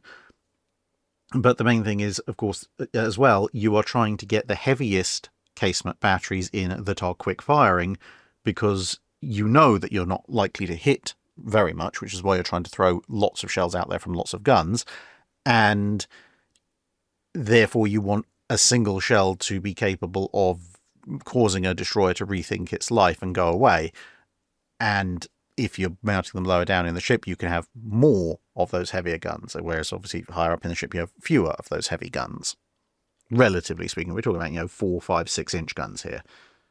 And another set of issues is also the size and layout of World War I capital ships. So if you look at the more typical ships, certainly at the start of World War I, so the 12-inch dreadnoughts and some of the early super dreadnoughts, 13.5 and 14-inch ships, look at their beams, and you'll see the beam is usually somewhere between 80 and 90 feet, sometimes a little bit less. And when you consider that humans don't get smaller or larger as time goes on in terms of their overall width, you realize that compared to a World War II ship, or some of the later 1910 ships, which will have beams that are, 95, 100, 106 feet across, a lot of the time the older, smaller vessels simply wouldn't have the deck space on the wings to accommodate twin turrets, for instance, with anything like a decent degree of arc, without massively cutting into the superstructure. Whereas with casemates, they're a deck lower, you can kind of embed them as much as you need to in that level of the hull, or in the case of some of the US ships, in the lower superstructure. But because you can embed them, you don't need to worry quite so much about the effect on the superstructure if they're an independent turret structure out on the wings. And related to that is gun blast, because an awful lot of ships all the way up to World War I either have wing turrets, which are physically taking up the space where you might otherwise put a secondary battery mounted in turrets, or they have amidships turrets of some description, which both need the clearance, the arc to swing their guns, and if you have secondary turrets there, then, well, they're going to clonk them. And when they fire, there's, blast effects, which your secondary gunners may not really appreciate if they're in a turret and a 12 or 14-inch twin turret rests its barrels right over their heads and then blows happily away into the ether. So really, you need somewhat wider beams and ships that only have fore and aft guns. And you only really see that with the development of the Queen Elizabeths and the Revenges in the Royal Navy, and basically the Nevadas onward in the US Navy. But even then, you have all the other issues I mentioned previously. So there is a certain logic to casemates up until the First World War. Casemates start to make a lot less sense, and turrets make a lot more sense once you get into that early to mid 1910s design period where you have purely fore and aft gun layouts. Ships are getting wider, so you can actually fit them on the upper deck, and secondary battery fire controllers coming in, which then makes wider arcs of fire with fewer, more accurate guns somewhat more important. Hold Selfridge's beer and watch this asks, we all know what happened when Bismarck engaged Hood, but you've made a fairly strong case that the destruction of Hood was largely down to luck. With that in mind, how did Bismarck compare to Hood on paper? Okay, so on paper, there's major details and minor details, and I'm going to try and get as many of them out as I can in 5 minutes. But you'll see it's actually surprisingly a lot closer than you think. So we're assuming that both ships are working as they're supposed to on paper, because of course Hood does have machinery issues and so forth, but assuming that we're just looking at purely on paper statistics, Hood is the slightly faster of the two, so that's the speed element. Protection-wise, they're actually incredibly close. Bismarck and Hood both have approximately 12-inch thick main belt in and both have a distributed armour layout, so they have upper strakes of armour and various distributed bits elsewhere. Both have a turtleback style armour layout where you have a sloping armour deck behind the main belt and then a horizontal armour deck further into the ship. Bismarck's is somewhat more heavily sloped than Hood's. Hood's is actually somewhat atypically high sloped, given even Royal Navy designs of the period. But the flip side is that Hood's main armour belt is inclined, and therefore actually provides somewhat more protection than Bismarck's does at longer ranges and against higher angles of fall of shell, whereas Bismarck's shallower angle of turtleback gives it somewhat better protection at closer ranges. If they are at very close ranges, Hood does have a few torpedoes left and Bismarck doesn't, but that's largely irrelevant. The secondary batteries are another interesting issue because by the point that they're facing off against each other, Hood has had her 5.5-inch batteries taken off and replaced by a mixture of 4-inch anti-aircraft guns, some pom-poms, and some unrotated projectile launchers. So I would argue that Hood probably actually has overall a better anti-aircraft fit than Bismarck does, partly because of the issues with the German 105mm mounts, the hilarious 37mm guns, and the fact that, half of Bismarck's heavy secondary battery is 150mm surface-only guns. However, Bismarck clearly wins out in the anti-surface secondary battery department, again, if they need to get in close and personal. Gun-wise, they both have 8 15-inch guns in 4 twin turrets. Bismarck's are higher velocity. Hood's are more accurate, the 15-inch 42 just being a ridiculously accurate weapon. Both actually have very similar bursting charges, which is rather interesting. And with Bismarck's being a slightly higher velocity weapon, that means that Bismarck's guns are more effective at a close to medium range, but Hood's guns will be somewhat more effective as the range gets longer. But both sets of guns are perfectly capable of doing fairly significant damage to the other, assuming that they're broadside on at reasonable engagement ranges. Also, interestingly, Hood shells are slightly more likely to actually explode because German shells of this time period, including the German 15-inch guns, do have a slightly higher than average ratio of duds due to the design of German shells, whereas the vast majority of British 15-inch shells at this point in time do explode roughly when you actually want them to. Now, of course, as I said at the beginning, bear in mind this is all on paper. There are, actual real-life variations on this, like, as I said, the fact that Hood's machinery wasn't necessarily in the best shape at Denmark Strait. But so far you might be thinking, well, actually, they're pretty closely matched. And indeed, yeah, they actually are. Where the details lie is, specifics about armor thicknesses and layout beyond just the headline figures of basic deck and maximum thickness belt. But the key difference really is fire control, because Hood does in fact at this point have radar. She has been refitted with radar, but it's not integrated fully into her gunnery system, and her fire control system as a whole is a little bit behind the curve. That's not to say it's obsolete, but it is an example of the latest fire control in the Royal Navy circa late 1910, early 1920s, so it is a generation or two behind the fire control systems on Bismarck, which are, of course, the latest and greatest examples that the Germans could pull out in the late 1930s. 20 years later, it's not exactly surprising they'd made some advances in the intervening time.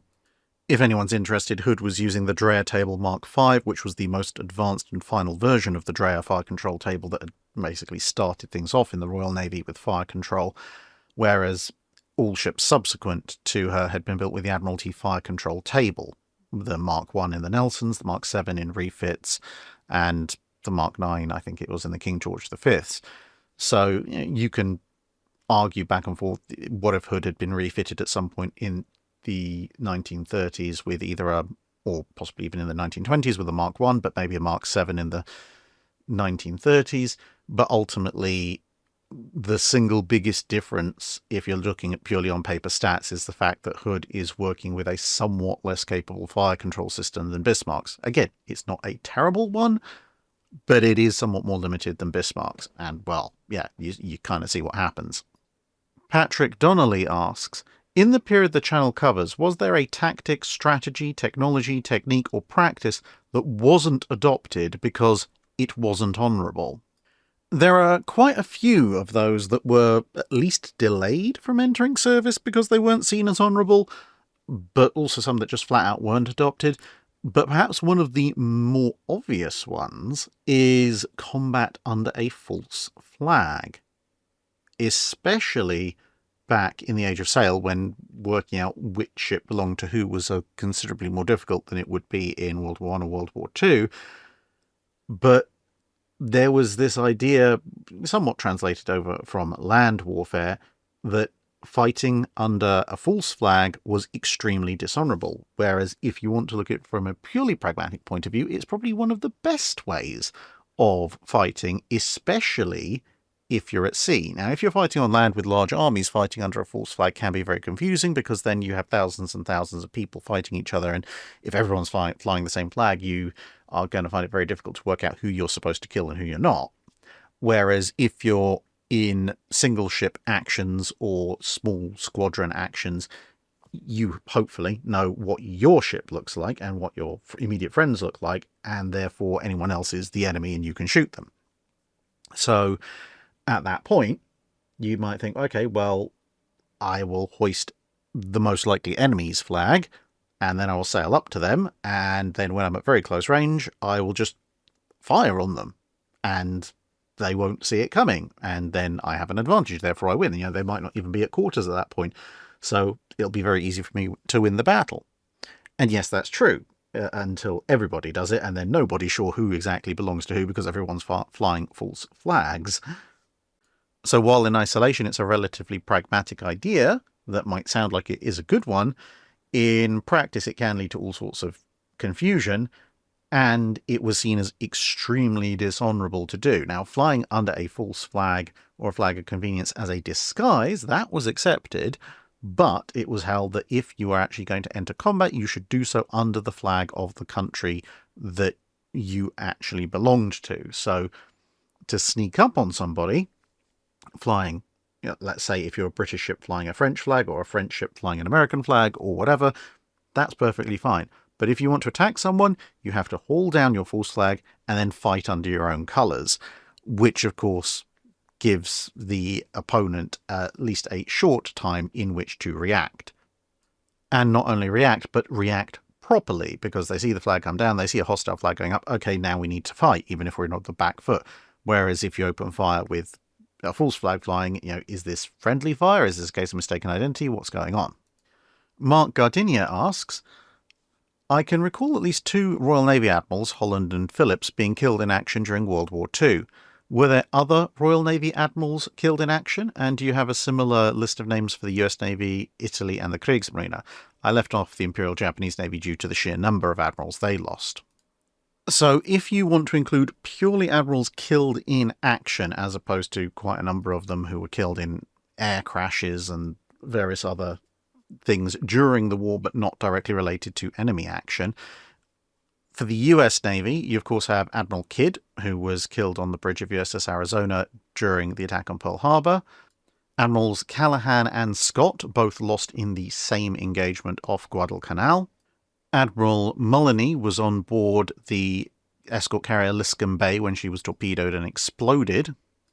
And Admiral Chandler was killed aboard USS Louisville when it was struck by multiple kamikazes, and he was fatally wounded. He died the next day rather than specifically in action, but the wounds were suffered in action, so it counts.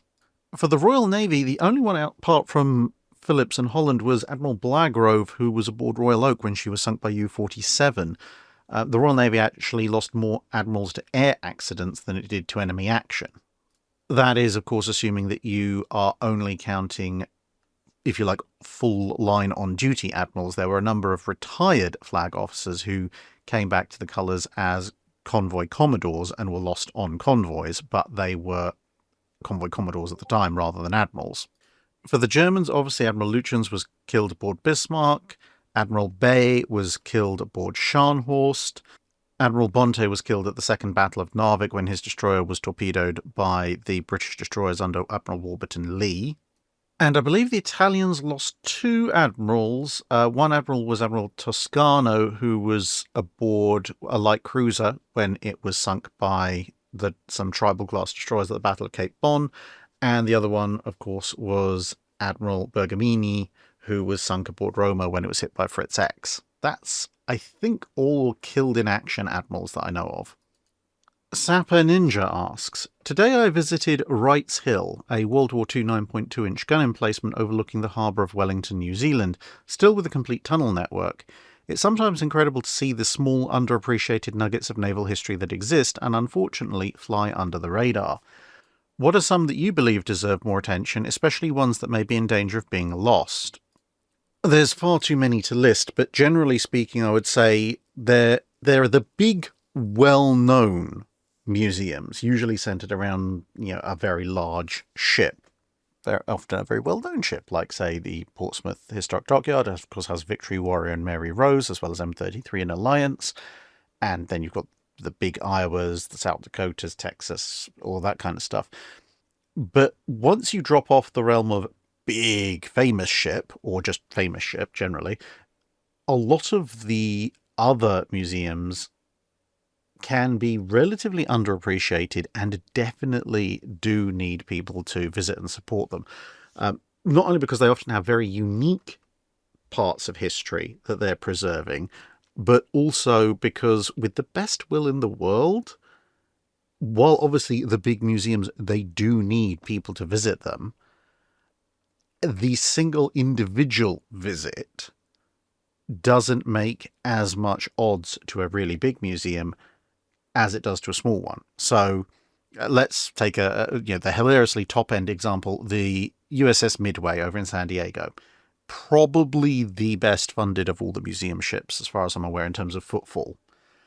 Yeah, if you visit it, they will, of course, appreciate your ticket fee and any other money you spend there, and it does go into helping preserve the ship, and it is a very big ship. It does need a lot of money to preserve it. But in a purely pragmatic term, if you were to visit either Midway or the San Diego Maritime Museum, which has a bunch of smaller ships, including HMS Surprise, or at least the replica from the films, well, the latter gets considerably fewer visitors, and therefore your individual price of admission is going to mean a lot more to them. And that snowballs down the line. Now, obviously, if you are in San Diego, visit both, if you can, because they're both really good to visit. But, the smaller museum, obviously, a single admission ticket means a lot more to them than elsewhere. So, for example, if you do happen to be in Portsmouth, there's Portsmouth Maritime Museum, Portsmouth Historic Dockyard, National Museum of the Royal Navy. But within that, there is the Portsmouth Historic Quarter in Boathouse 4, I believe it is, and they have a whole bunch of small preserved craft like this one. This is a motor gunboat. This is MGB 81, but they also have a high-speed launch, a bunch of other really interesting small craft. Definitely worth going to see and support. Also, over in, for example, in Sweden, there's the Maritiman Museum, which has a whole range of interesting ships, including the Småland, the Swedish immediate post-World War II destroyer, definitely worth a visit. You also have fairly large ships that, just due to circumstance, are tucked a little bit away, like USS Salem, up on the northeast coast of the United States. It's definitely worth a visit, but unfortunately it's also in the middle of a large dockyard space, so unlike, say, New Jersey, which you can see from pretty much almost anywhere along the Philadelphia shoreline,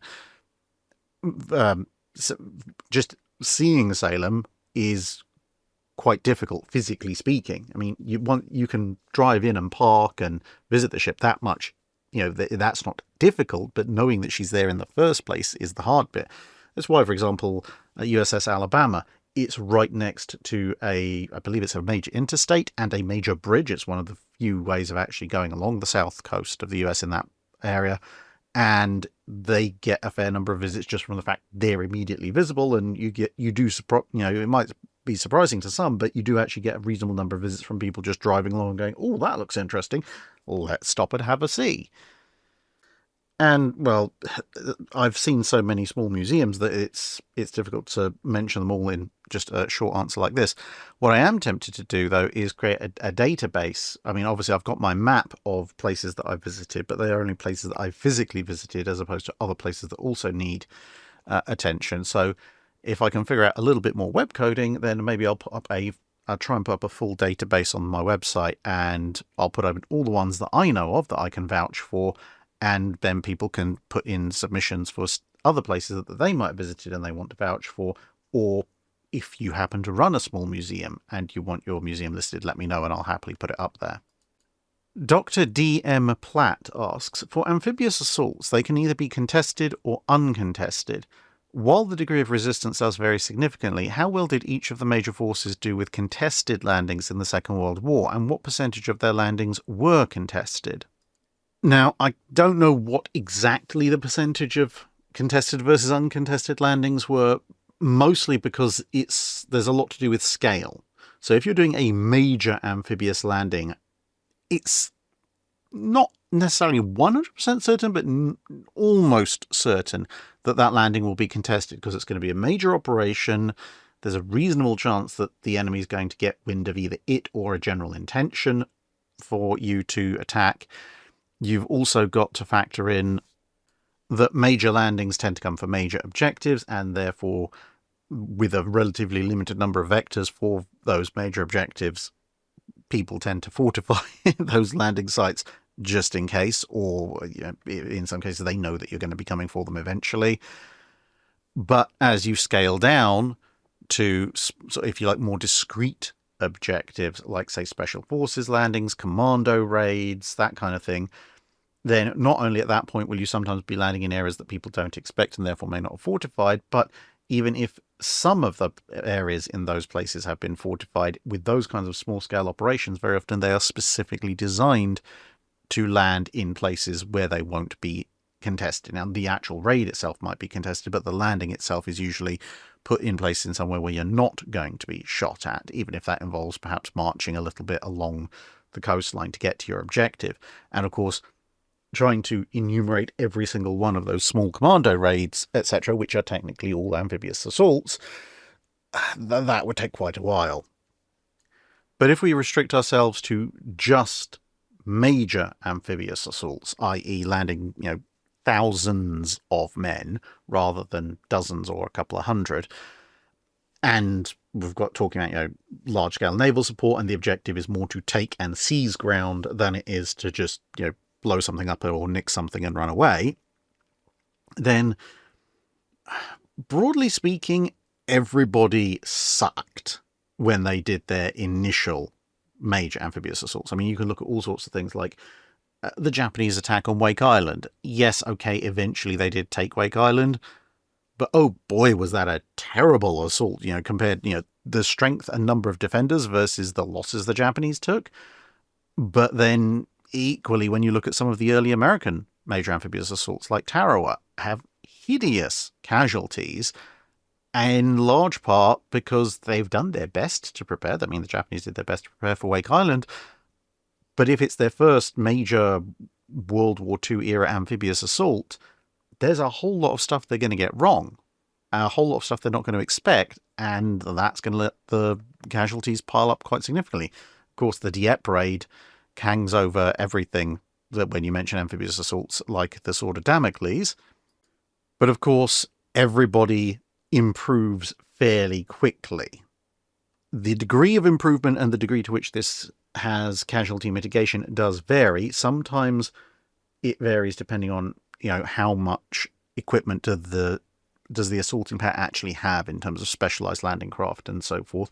But also the enemy gets a vote. You could have learned a huge amount from one set of amphibious assaults, but when you do the next one, if your enemy has perhaps also learned or just has much more defenses in that area, you can still suffer fairly large numbers of casualties. I mean, you look at D-Day. D-Day was not a walk in the park, especially on some of the beaches, but you can't exactly say that the Allies did badly on D-Day. They prepared massively. They threw huge amounts of resources, including a lot of specialist resources, and it was only because of that that they succeeded. I would say pretty much the only people who never really got amphibious assaults correctly were the Germans.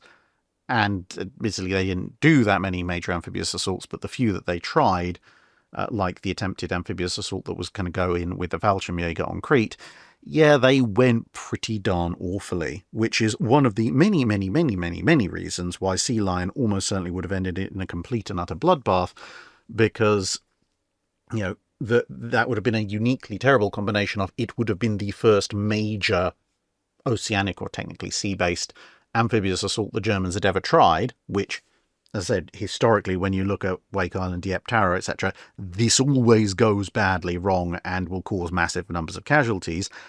And they were going up against a major navy that they hadn't actually defeated yet, and they were attacking literally the home soil of the enemy nation, in theory with Sea Lion, and they also had significant equipment shortages and pretty terrible overall amphibious assault equipment. So just putting those together and applying that to historical precedent from the other navies, Sea Lion would have been a complete disaster without all the other factors involved. Mike Hall asks, in Drydock 398, you talked about the tensions between an air group and crew on American carriers. Do the support staff for the aircraft, the fitters, the armourers, etc., form part of the air group, or do they stay with the carrier when the air group is rotated out? And would your answer differ if it was applied to the fleet air arm? Also, did the fleet air arm have the same kind of relationship problems you talk about for the US Navy? Some things I've read about the operations of HMS Eagle suggest that sleeping quarters were sufficiently limited that relationships of the support staff and the rest of the crew had to be very close.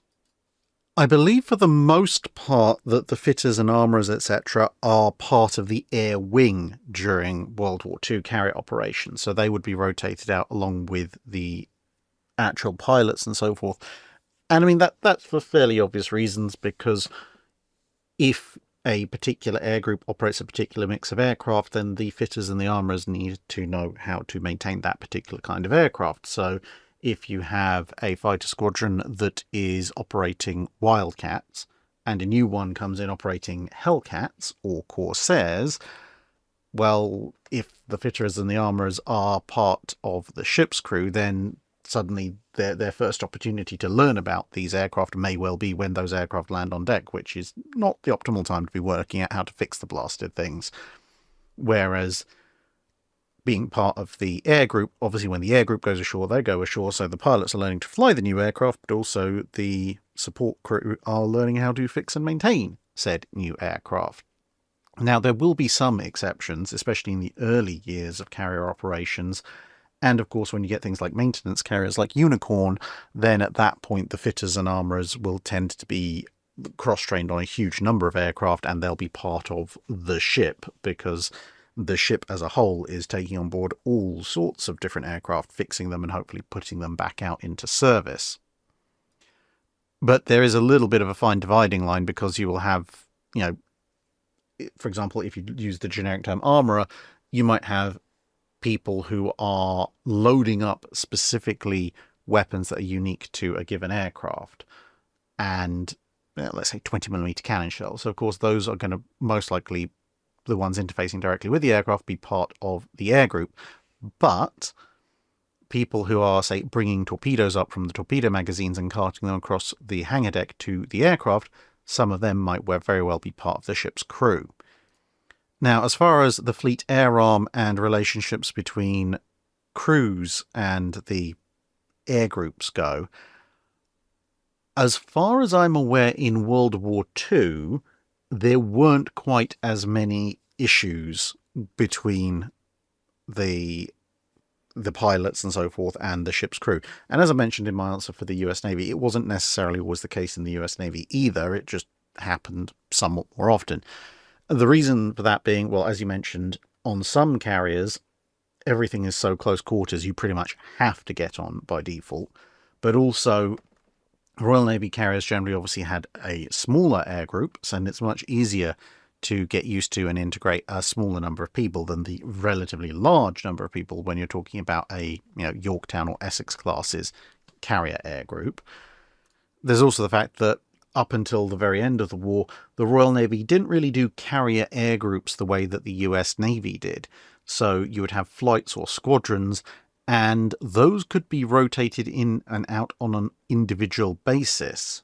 So at that point, you would have, flights and squadrons that were associated with a ship, but, a unit of fighters might depart and be replaced by another, or a unit of torpedo bombers might depart and be replaced by another. So there was a lot more scope for integrating relatively small numbers of people coming and going as compared to the wholesale everybody off and whole new lot on, which of course did happen sometimes when, for example, a carrier might go into a big refit cycle. So all the aircraft would be disembarked, and then when they started up again, there'd be a whole new bunch of aircraft embarked from possibly completely different units. Now, that's not to say there weren't tensions occasionally, but from what I can tell, reading about the various carrier operations and the reminiscences of their crew, the tensions between air groups or specific flights or squadrons and the rest of the carrier's crew tend to be fairly rare in the Royal Navy.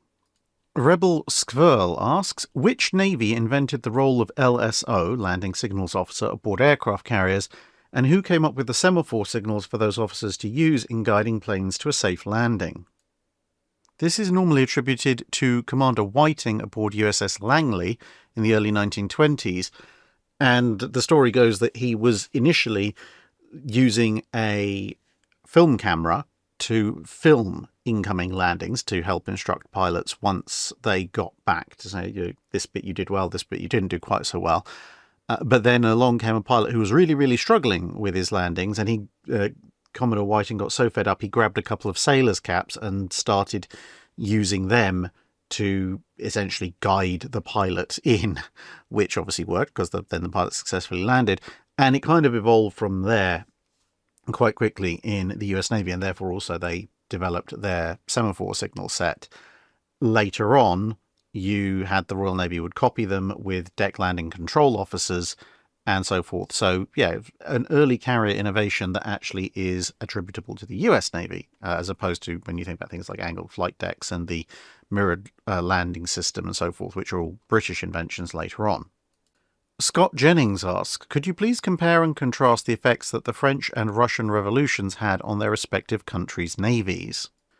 Well, in neither case was it a particularly good effect, but I would say overall the French Revolution had a less negative effect than the Russian Revolution. And, well, there's a few factors involved there. Firstly, the French Navy actually had a strong naval tradition before the Revolution. The Russian Navy, while it had the Imperial Russian Navy, that is, while it had some strengths and some pretty good innings in some parts of World War I, Russia as a whole has not had a particularly strong naval tradition for a particularly long time. So they didn't have as far to fall before you hit the realm of, this is actually really, really bad. Additionally, while the French Revolution obviously occurred, there was a notion very immediately as soon as the revolutionaries took power that, yes, we still needed a navy because people were coming after us from the sea. So it was a case more so of, well, we need to find people to be in charge of said navy and in charge of the ships. Obviously, executing the vast majority of your ship's commanding officers and flag officers for the crime of being aristocratically born didn't work out too well for them, but you did have a few aristocrats who managed to, in various ways, keep their heads and keep their commands. And you did have some, now meritocratically appointed officers who were pretty good. You did, of course, have a whole load of inexperienced officers and people who were put in place more for their allegiance to the revolution than their actual command capability. And that was the root cause of a lot of the French Navy's problems in the Revolutionary Napoleonic Wars. But there was a degree of mitigation involved there, as described. Whereas with the Russian Revolution, not only were they far more broad-ranging in not just executing the vast majority of the commanding and flag officers or driving them into exile, but it wasn't just a class revolution where it was, okay, well, these people are aristocrats, therefore they're enemies of the state. There was also just a general anti-educational revolution. I mean, it got worse under Stalin. But even at the beginning, there was a certain degree of, you are too educated, therefore you will be an enemy of the state, therefore you will be killed. And so you had purges not just of aristocratic officers, but also of senior enlisted and non-commissioned officers, and so forth, petty officers, simply because, hey, you look like you're too smart, we can't be having that, off with your head or off to the gulag, etc. And there was a lot more about, oh, well, yeah, if you don't believe in the revolution, you are also going to die. In the French Revolution, if the generic sailor happened to harbour monarchist sympathies but was still a case of, well, you know what, I'm in the Navy, I'm still going to do my duty by the Navy, I still think we should have the king back, but whatever, most of the time, except for maybe during the worst parts of the Terror, you'd be left alone, as long as you did your job properly. Whereas in the Russian Revolution, it was a case of, do you full-heartedly support Comrade Lenin and his glorious struggle for Bolshevik revolution and exporting the revolution across the entire world? And if you so much as hitch your breath before responding, yes, comrade, of course, comrade, 3 bags full, comrade, then you would be executed. And if you said 3 bags full, comrade, you'd probably be executed as well, because that was implying a surplus of goods that you possessed that should be distributed among the masses, and you haven't done that. So, yeah, you get executed as well.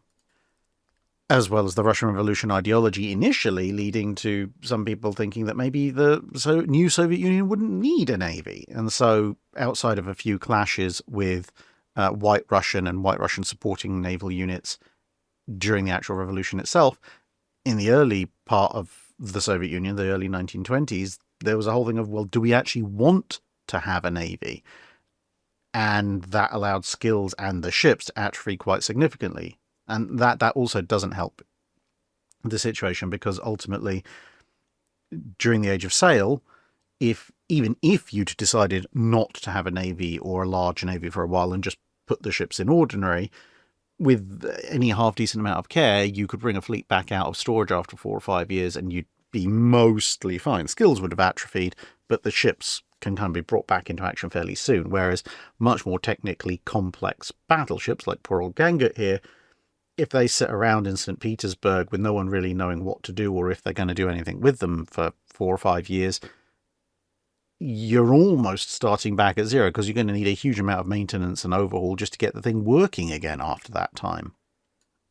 Plus, while you did obviously have the Terror, as you move through the immediate post-revolution period into sort of main revolutionary France and then Napoleonic France, you know, by 1802, 1805, 1807, as long as you vaguely mouthed Vive l'Empereur, that you'd kind of be left alone. Whereas even once the Soviet Union decided it was actually going to operate a navy, you had multiple ongoing purges. So, you know, you might well have just about learned how to fix and maintain the engines on a Gangot class, and then down comes a political officer and goes, comrade, well, the fact that you know how to maintain both the boilers and the engines, you look far too educated, and an educated person is going to turn into an enemy of the state, so sorry. Alex Moskovitz asks, I recently saw a proposal to take the museum sub USS Requin out of the Ohio River and elevate her a dozen or so feet above the shore. This made me wonder 2 things. First, what are the most interesting things to see on the underside of a World War II era submarine? And second, what's the furthest upriver a sub operated in the period the channel covers? I mean, having seen the underside of a few World War II submarines, honestly, there's not a huge amount that's that interesting about the underside, much like the underside of the hull of a ship. It's mostly just some curved panelling. There's not even the sheer number of intakes that you'd see on a actual surface vessel, because, of course, World War II era subs aren't steam powered, so you don't need intakes for condensers and so forth. So, I mean, realistically, on the average World War II submarine, the most interesting thing you're going to see is going to be the propeller shafts and the rudder. Everything else, I mean, well, torpedo tubes up front, depending on exactly how high out of the water a relevant submarine is. On a lot of museum submarines these days, at least some of the torpedo tubes are actually out of the water because they're riding a bit high. And unfortunately, in terms of how far a submarine's operated upriver in the period the channel covers, if we're talking about combat operations, I'm not aware of any subs going particularly far upriver. There are subs that have gone into estuaries and so forth, but going significantly upriver poses a lot of operational challenges. Going into freshwater isn't as much of a problem as you might imagine, but you do have significant problems in that rivers are obviously relatively narrow compared to the sea, so they're quite easy to defend. So getting past the defences can be difficult compared to getting into, say, an estuary or a harbour. And then what are you going to do up the river? There's, usually most of the shipping you want to sink is further out at sea, and almost all rivers are very shallow, very confined waters for something that's trying to operate underwater like a sub. And so they generally don't want to go upriver. There are, of course, submarines that have gone quite extensively upriver, both when they've been, say, built on the Great Lakes and then sent out to sea, and occasionally one or two subs have gone upriver as part of promotional issues, but of course then they're staying on the surface and not trying to hide the fact that they're there. Actual Sasquatch asks, during the treaty era, if a non-signatory power, such as one of the South American nations, Poland, Greece, etc., wanted to acquire a ship classified as a capital ship, what would their options be? It seems like they'd been pretty well stuck if they couldn't build it themselves. On a related note, did Sweden have yards capable of building a full-size, or at least World War I-sized, battleship in that era? As far as I'm aware, Sweden did not have a full-size battleship yard at this point in time. Certainly not a military-grade one. Now, in terms of if you were a non-signatory power and you wanted a capital ship, you could actually get one. While the Washington Treaty didn't allow nations to transfer their ships to very obvious allies, like, say, Britain transferring a bunch of ships to the Royal Australian Navy and saying, no, honestly, we only have our treaty limit battleships. Just forget the fact the Royal Australian Navy is magically now in possession of 3 full battle squadrons. When you look at the relevant articles, Article 3 says that the contracting powers will abandon their respective capital ship building programs, and no new capital ships shall be constructed or acquired by any of the contracting powers, excepting replacement tonnage, blah, blah, blah. But then Article 5, when it comes to limiting the capital ships, adds additional qualifiers, because it says no capital ship exceeding 35,000 tons standard displacement shall be acquired by or constructed by, so same as Article 3, for, so by somebody else, or within the jurisdiction of any of the contracting powers. That adds an extra wrinkle, because of course if a ship is being acquired by or constructed by a contracting power, by putting or within the jurisdiction of, that suggests that you can have a capital ship of up to 35,000 tons built in a country that is a signatory power, as long as it is not by the nation in question. So, i.e. it's not an order for the Royal Navy, US Navy, Japanese Navy, etc., etc.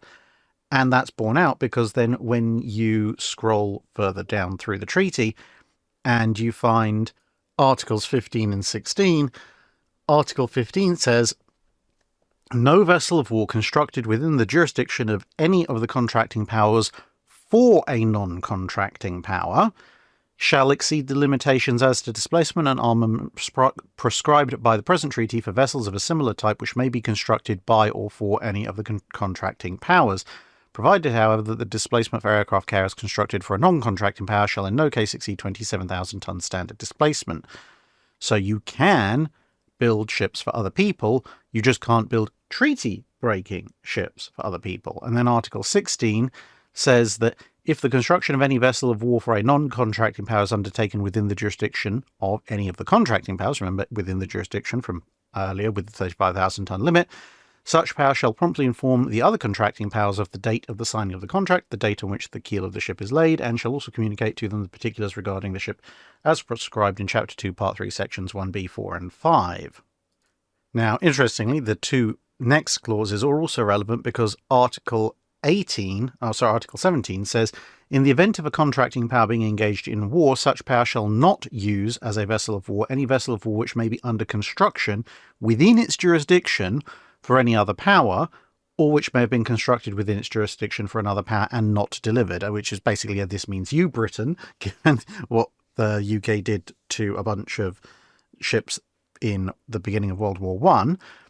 But obviously it implies that therefore there may be vessels of war under construction and being delivered by a power at the time of this treaty being in force.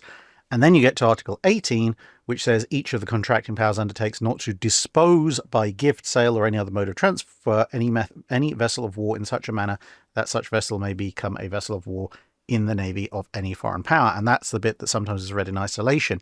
But you'll notice it's dispose of or dispose by gift, sale, or any other modes of transfer. So it's talking about the current fleet, which the various navies are going to have to dispose elements of, that they're not allowed to, like I said, it's magically give the Royal Australian Navy 3 battle squadrons and pretend it's completely separate.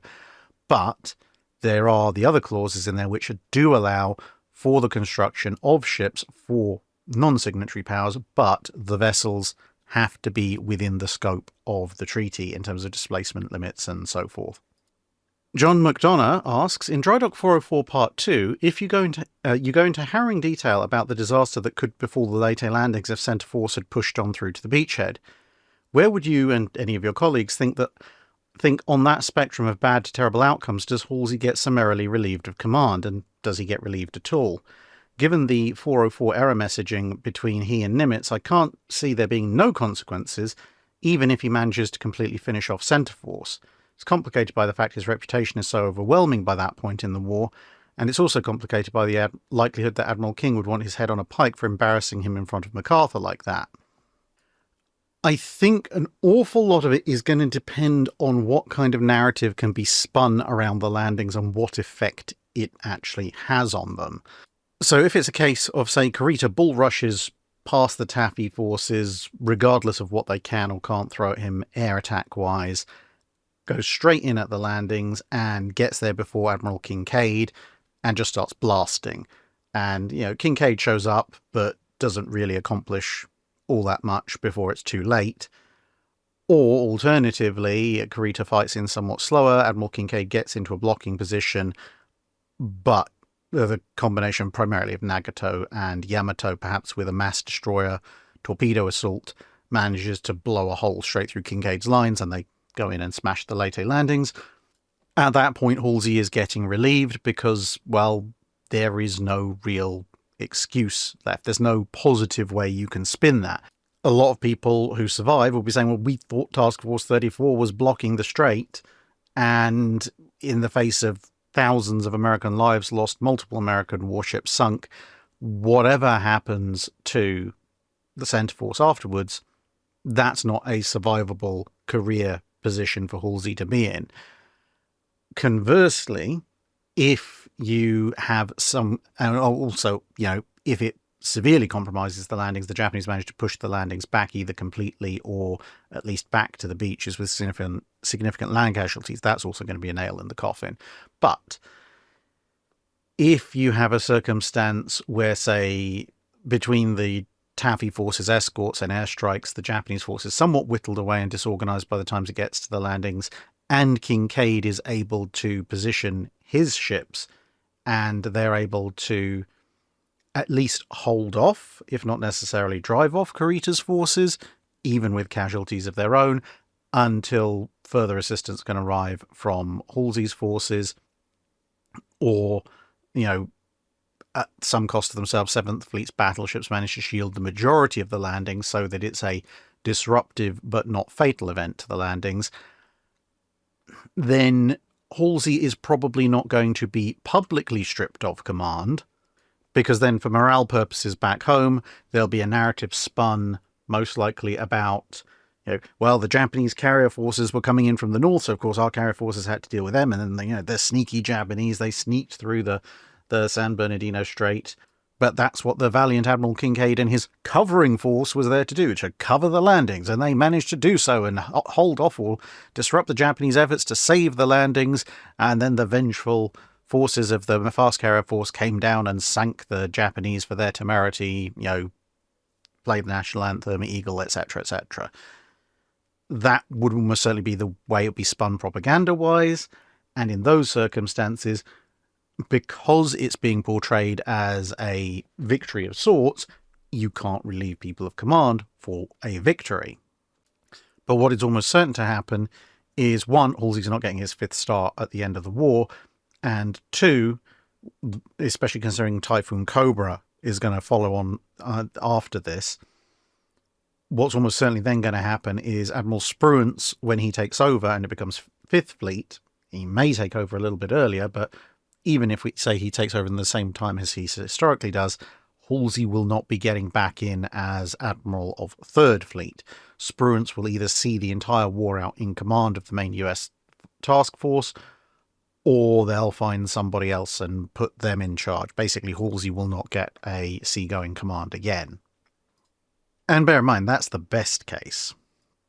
Elliot W. James asks, Admiral Fyodor Ushakov is one of those successful admirals little known in the English-speaking world, and the only one to be made into a saint by the Orthodox Church, presumably the Russian Orthodox Church. There are a few of those. He won over 40 engagements and never lost a battle. Fighting in the late 18th century against the Turks, he divided his fleet into a main battle group and a reserve squadron. His tactics emphasized accurate gunnery, especially at close range, a concentration of effort against the enemy flagships, a willingness to break his own formation, and the exploitation of enemy weaknesses. So how do his tactics differ from those in Western Europe in the same period? Also, if you could suggest any work about him beyond A History of Russian and Soviet Sea Power by Donald Mitchell, it would be appreciated. So in terms of works that include him, there is actually a fairly decent book that you'd probably want to get anyway, Russian Warships in the Age of Sail, 1696 to 1860. And that includes, it's not about Ushakov himself, but it includes several sections where Ushakov's exploits are recorded, including a time when he operated with Nelson, and the book even goes through and contrasts him with Nelson. Unfortunately, while there are quite a number of biographies of Ushakov in Russian, I can't really track down anything else that mentions him in extensive detail in English. If anyone else knows of one, then please feel free to tell us in the comments below. Nonetheless, in terms of his tactics differing from Western Europe at the same period, well, his tactics sound very Nelsonian because they are very Nelsonian, and as mentioned, he is actually a contemporary of Nelson, although he is slightly older than Nelson. So, accurate gunnery, breaking formations, not being a slave to fighting instructions, exploiting enemy weaknesses, these are all things that Nelson also did. So you could say that he is a naval tactics visionary in a similar order of Nelson, with obviously there are some fine detail differences. So Nelson tended to commit pretty much his entire fighting force, if he could, to any given engagement, partly admittedly because he was usually fighting with a numerical disadvantage, and sometimes also a gun numbers disadvantage, even in a ship versus ship situation, for instance, somewhere like the Nile. Whereas Ushakov could obviously afford to have a reserve squadron in some of his battles. The support of damaged Russian vessels, though, that is quite a notably different thing. Again, potentially because Ushakov had a few more numbers to play with relative to his opponents. But generally speaking, when it came to the more Nelsonian approach, the approach tended to be, well, keep pressing the enemy, force them to surrender or run away, and that is your support for damaged British vessels, because the enemy can't take a damaged British vessel if they're running away from the others, as opposed to more direct support. As with many other Russian admirals, Ushakov was somewhat constrained by the technical and design capabilities of Russian warships. So when he was operating with Nelson in the Mediterranean, the fact that the Russian ships weren't coppered and they were operating in a very warm water environment was a major problem for him, but that wasn't something that he could really do all that much about. So I would say that, broadly speaking, Ushakov was well in advance of the average admiral in Western Europe, but at the same time, he is I wouldn't say he's the best admiral of the late 18th, early 19th centuries. He's, in the top 5, along with people like Nelson. Brendan Buersdorf asks, I was recently looking at the German merchant ship SS Donau, and I noticed it was powered by a triple expansion engine, but it also had something called an exhaust steam turbine linked to the same shaft. What is an exhaust steam turbine, and how are you able to run one alongside a triple expansion engine on the same shaft? Are there benefits to using a turbine and a triple expansion engine on a merchant ship or on a military ship? So an exhaust steam turbine is essentially a low pressure turbine, And in more traditional turbine-powered ships, you'd have a high-pressure turbine and a low-pressure turbine, and sometimes there'd be an intermediate-pressure turbine as well, but usually it's a high-pressure and a low-pressure one. The idea in this particular setup is that you'll have a certain amount of steam coming out of the third expansion stage of the vertical triple expansion steam engine, but that steam still has a certain amount of energy left in it. And there are various ways of dealing with that, but ultimately you want to extract as much power as possible from that steam before it has to go into the condenser to be turned back into water and then fed back into the boilers. And with this setup, by putting a low pressure steam turbine in, you run that last stage of steam through the steam turbine, you extract a little bit more power, and that also makes the job of the condensers easier because then the steam that goes in there is pretty much exhausted of all usable energy. It's supposed to give you about a 10% boost, so you can either get 10% more power for the same amount of fuel usage, or you can get the same speed as you would have with just the vertical triple expansion engine for 10% less fuel use. So whether increased speed or better fuel economy is what you want, well, you can get either one. And in terms of how exactly you attach it to the same shaft, well, this is where it gets quite clever. So there would be reduction gearing on the steam turbine to take the rotation speed of the turbine down to something approaching the rotation speed that you want on the propeller shaft. But also they used what's called a fluid coupling to transmit the power at the last stage. And a fluid coupling is, what's the best way of describing it? It's kind of like a pump in some ways, in that you have an input, and that was a rotational input. That drives essentially the kind of fan that you would find inside a liquid pump. And inside the body, instead of the liquid being pumped from point A to point B, it stays within this enclosed box. And on the other side is another fan, or impeller, whatever you want to call it. And as the liquid inside rotates, then obviously that starts to rotate the other fan. You get energy out the other side, rotational energy, and off you go. Now, the advantage of that in this particular case, and in other cases as well, is that such a thing is very resistant to shock loading or variance, sudden variance in speed, which of course turbines are quite sensitive to.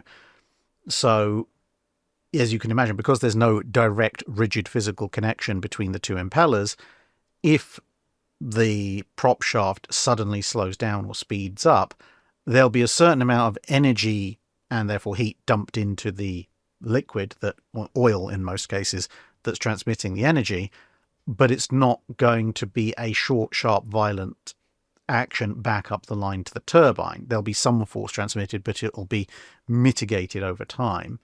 And that's what allows the turbine to keep running without having major issues. So what are the benefits? Well, the low pressure turbine is a relatively small additional installation. And as we said, it either lets you go faster or get a bit better fuel economy. But overall, you're maintaining the simplicity of maintenance of a vertical triple expansion steam engine without having to worry about high pressure steam turbines and so forth. And also because the gearing is going to be somewhat smaller, it's less expensive. Is there a benefit to sticking this on a military ship? Theoretically, yes, if you didn't have the capability of significantly upgrading a ship that was already powered by vertical triple expansion steam engines, but you did want to get some more speed, more power, or more fuel economy, you could do so with this setup. It would be a, relatively speaking, simple refit as long as you had the footprint in the engine space to do it. However, it is only a somewhat improvement over just a straight up vertical triple expansion steam engine. So if you are going into completely refitting a ship or building new, you are much better off in terms of high-speed warships just going with geared turbines in the first place. Benius Valhalla asks, in World War II, were the explosives in later US torpedoes different to those in US bombs and shells, and which was the most powerful? Yes, actually, all three used different explosives. So the baseline explosive, TNT, was usually found in bombs. So the general purpose 1,000-pounder, as used by the Dauntless, for example, that had a TNT warhead. More powerful than that was Torpex, which is typically said to be about 50% more powerful than TNT, and that, of course, was found in torpedo warheads towards the end of the war.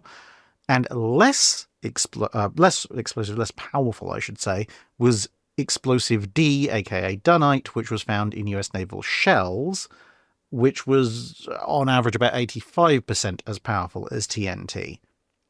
The difference, of course, being, so you might be thinking, oh, why don't you just put Torpex or TNT in a naval shell? Simply put, those explosives are more sensitive than Dunite, so if you fire a shell full of TNT or a shell full of Torpex out of a gun, there's a not insignificant chance that shell might just blow up in the barrel, but even if it doesn't, it's almost certainly going to detonate on contact or very, very soon after contact with a target, which you don't really want to happen. You know, the British had enough problems with World War I shells where the explosive in the shell could be a little bit too sensitive and detonate on contact. What you want is that explosive to not do anything until the fuse sets it off, when the shell is nice and well inside the enemy ship. So that's why they use the less sensitive and less violent explosive in shells as compared to in bombs or torpedoes, which have much softer launch procedures, and generally speaking, with general purpose bombs or torpedoes, you do actually want them to explode pretty much on contact. And also, yeah, they're impacting with significantly less energy than a shell that's absolutely booking it is going to be doing so. But with that said, you know, you might say, yes, it's less powerful than TNT. TNT is still a very powerful explosive. You do not want to be standing anywhere near a shell full of, 30, 40, 50 pounds of explosive D when it goes off. It's still going to ruin your day. Tim Cave asks, for a bit of fun, what would be your lineal battleship champion from the pre-Dreadnought era onwards, aka a ship that would be most likely to beat any other ship of its era 1v1? And then what ship would eventually beat that one? Well, with pre-Dreadnoughts, I'm afraid it's very difficult to pick because they get built so quickly and have so many similar statistics that you'd really be nitpicking between, a rotating group of probably 3 in any given year until you get to Dreadnought. And of course, once you get to, the semi-Dreadnoughts to a certain degree, but also Dreadnought herself, of course, Dreadnought is going to be anything else one-on-one because she is Dreadnought and everything else is pre-Dreadnoughts.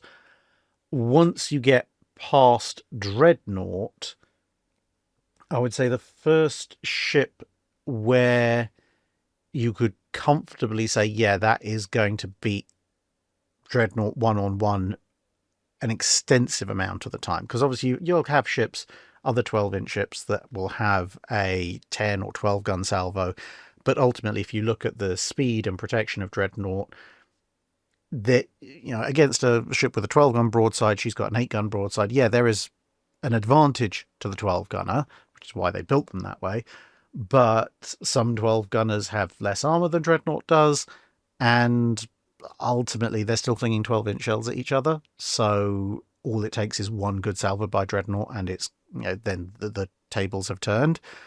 So at that point you're probably looking at a super Dreadnought, which, so HMS Orion would be the first one where you could point at and go, now that's definitely going to beat Dreadnought because it's got heavier shells, longer range, similar speed, etc.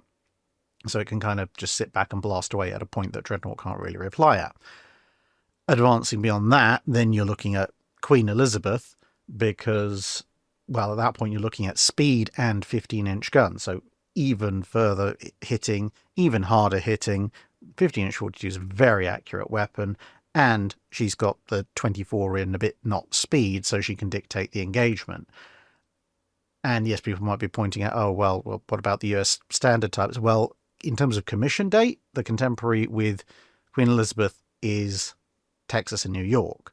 And yes, they have 10 guns, albeit slightly smaller 14-inch guns, but they are significantly slower. So Queen Elizabeth holds the tactical advantage in that case. Then it gets really messy for the 1910s, because neither Britain nor Germany really produce anything where you could say, yeah, this is definitively going to win against Queen Elizabeth a lot of the time. If at all, Queen Elizabeth's probably going to beat most of everything else that's produced at that period, until you get towards the very end of the 1910s, when the US is commissioning some of their later standards. But even then, when you've got the 12-gun standards, yes, they have more guns, and yes, their armour protection is similar, or you can argue, obviously, that there's all-or-nothing armour is probably more effective per unit weight, but Queen Elizabeth still has that speed advantage, allowing her to dictate exactly when, where, and how the engagement occurs, and break off and re-engage at will, which, you know, you can argue, yeah, maybe Tennessee will have some advantages versus Queen Elizabeth, but Queen Elizabeth still has some advantages over Tennessee. Then you get into the 16-inch era with the Colorado, Nagato, and Nelson classes. Now, at that point, potentially firepower starts to come into things. But one, they're commissioning around the same time as each other. And two, the Colorados are still somewhat slow. The Nelson's a bit faster. The Nagato's faster still, but the Nagatos are not particularly well protected. So at that point, I would say kind of take your pick of any of the 16-inch ships. But it's a, given the nature of this particular challenge, where you're saying they have to beat any other ship of its era one-on-one, it swings around about. So I think Nagato would be probably bottom of the pile there, because even though she is the fastest of Nelson, Colorado, and Nagato, her, relatively speaking, lack of armor means that the other two can take hits that she just can't. And then it comes down to Nelson and Nagato, and while qualitatively I would say Nelson, with an additional gun and a couple of knots extra speed and a somewhat better main belt, does have some advantages over Colorado. I wouldn't necessarily say that it's going to be, 80, 20, 90, 10 victory rates, maybe 60, 40, 70, 30, that kind of thing.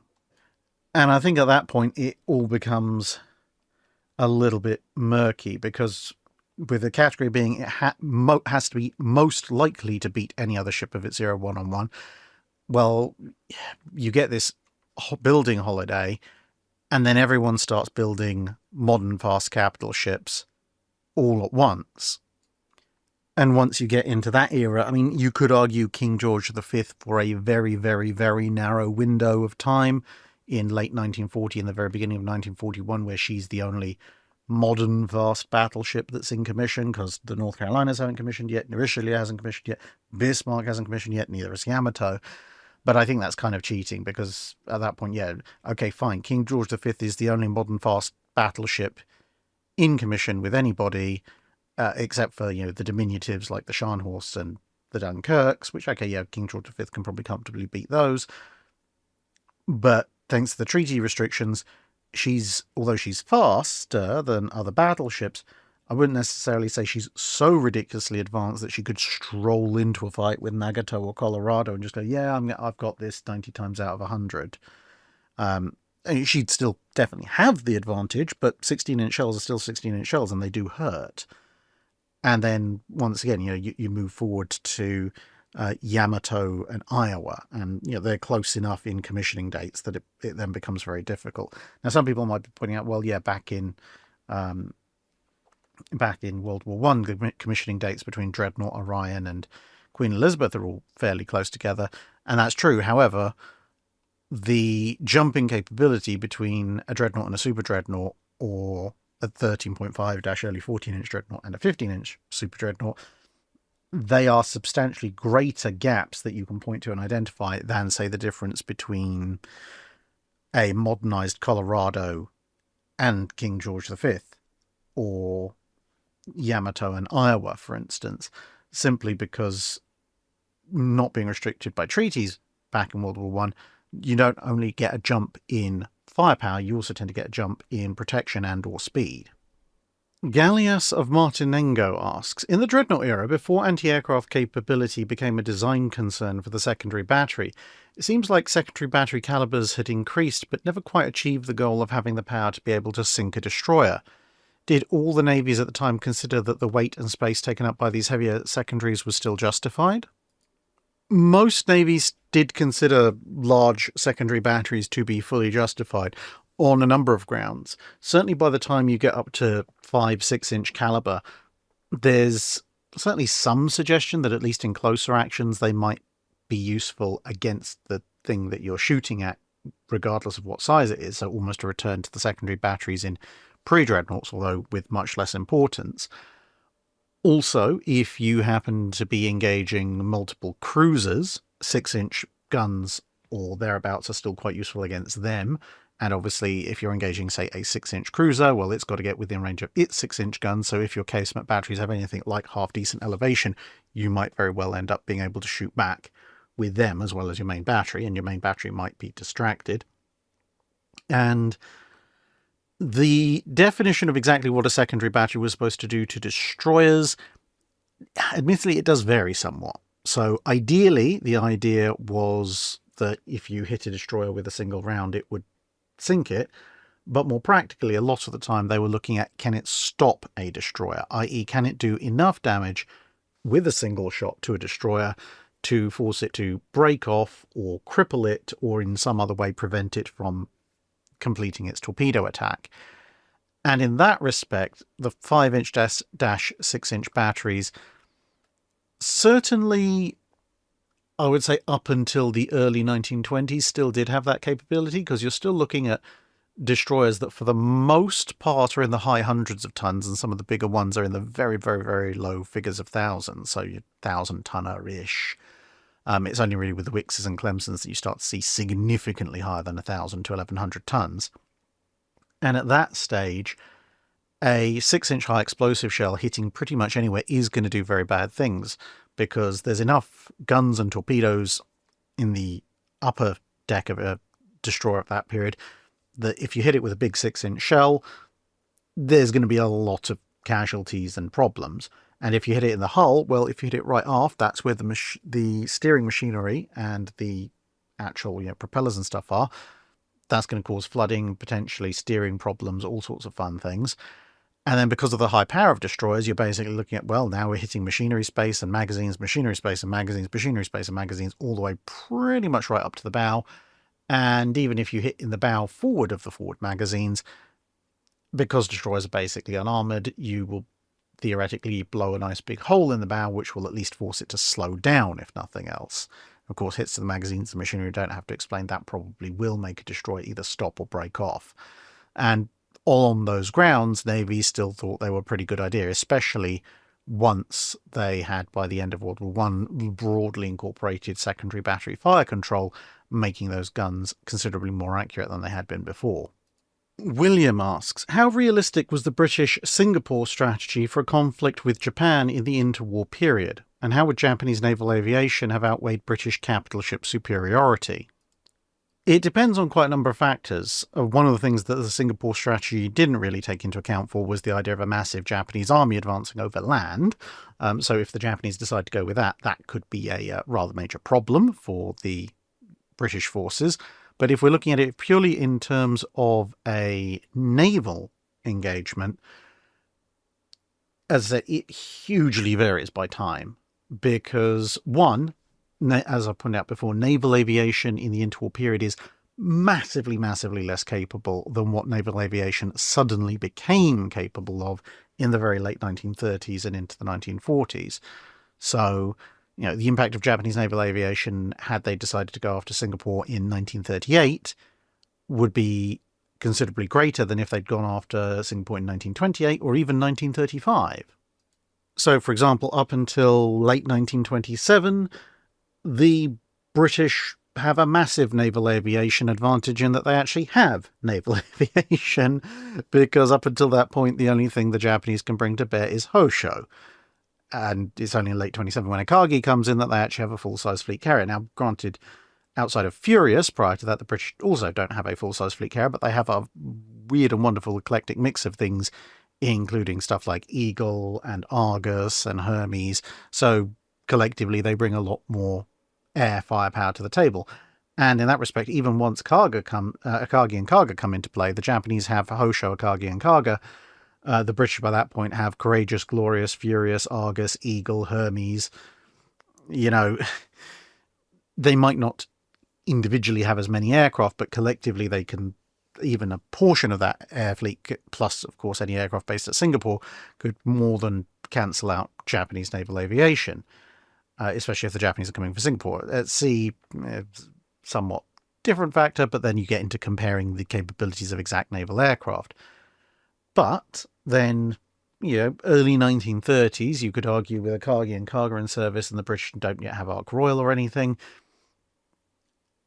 Again, depending on exactly where the combat is taking place. If it's taking place near Singapore, is it taking place in the deep ocean? Who's introduced their latest fighter, torpedo bomber, dive bomber, etc.? But then fast forward to the mid-1930s, 1934-35, and the advantage rather decisively swings back to the British again. Because first Kaga and then Akagi go in for their big refits, so each of them is unavailable for a year, so then the Japanese are back down to just Hosho and one or the other of their big carriers.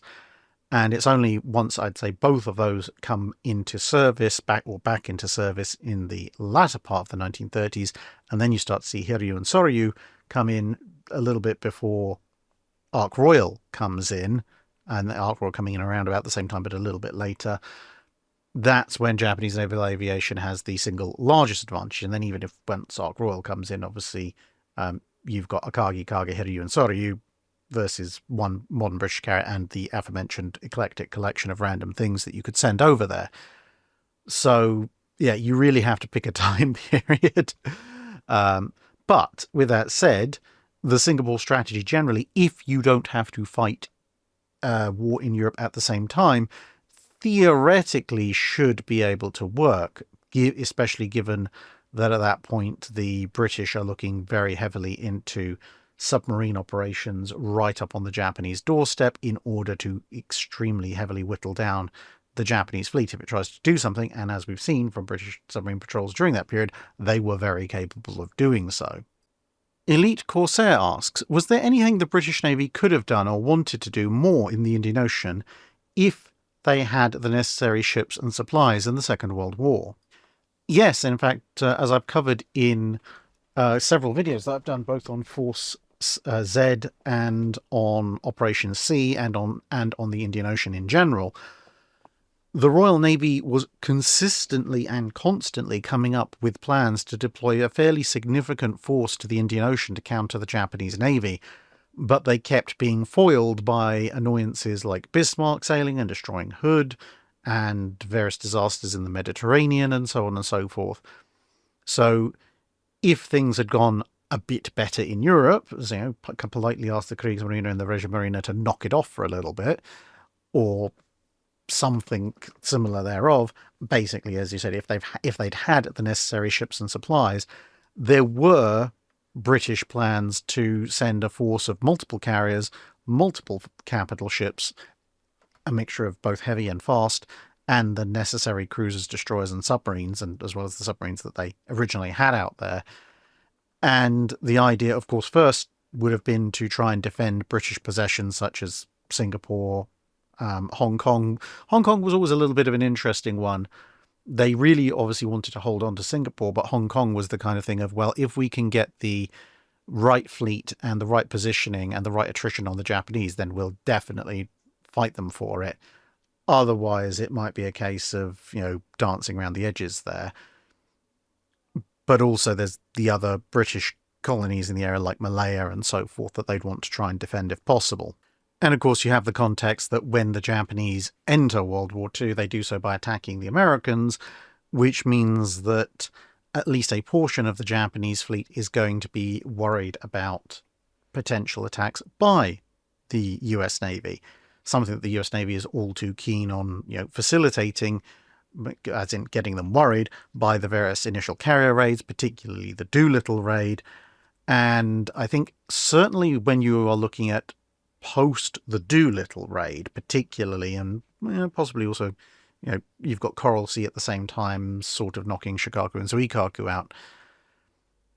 That period, if the British had had enough ships and supplies the way they wanted to, could have seen them act relatively effectively, because the Japanese were husbanding significant resources after the Doolittle raid back at home, just in case the Americans tried that again, with an actual fleet. And obviously, as I say, with Shikoku and Zuikoku out of action, the Kido Butai is somewhat reduced in force, and they're also looking at potentially what's going on with both American carriers generally and planning for the attack on Midway. And you can guarantee that if US and British intel both notice that, hey, the Japanese have packed up a large force that's heading to the Indian Ocean, then the American carriers would certainly be quite happy to skedaddle down to Australia and pop over to help out, because then you're pinning the Japanese between two forces, and maybe both of those forces are unequal to the entire force the Japanese can bring to bear, but between them, especially if you're attacking from both sides, it's actually an overmatch. And of course, that kind of thing might actually give us a straight-up answer to what happens if the Royal Navy fights a Midway-style engagement, i.e. a carrier versus carrier battle, with the Kido Butai, because that could go many different ways. You could have the optimal version where the Fulmars and Martlets and so forth just decide, stuff going up high, and they just go and bother the Kates, thus keeping the torpedo attacks to a minimum, and the Royal Navy is pretty good at dodging those anyway. And there's a degree of opposition to the Vals to help break them up, but honestly, the Vals dropping 550-pounders, we already know what 550-pounders do to Royal Navy carrier flight decks. It's like, bong, bong, bong, bong, bong. Will you stop denting my ship? Go away.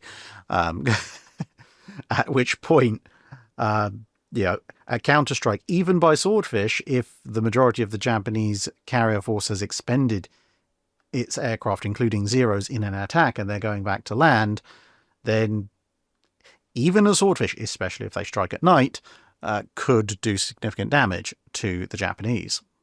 That's obviously a rather sunny interpretation of things, and things could get progressively worse, but you never know.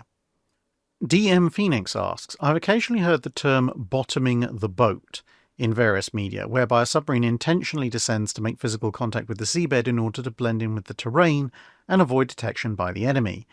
Is this an officially endorsed tactic that officers train for and submarines are designed to do, or is it an act of pure desperation that risks serious hull damage or getting the boat stuck on the seabed?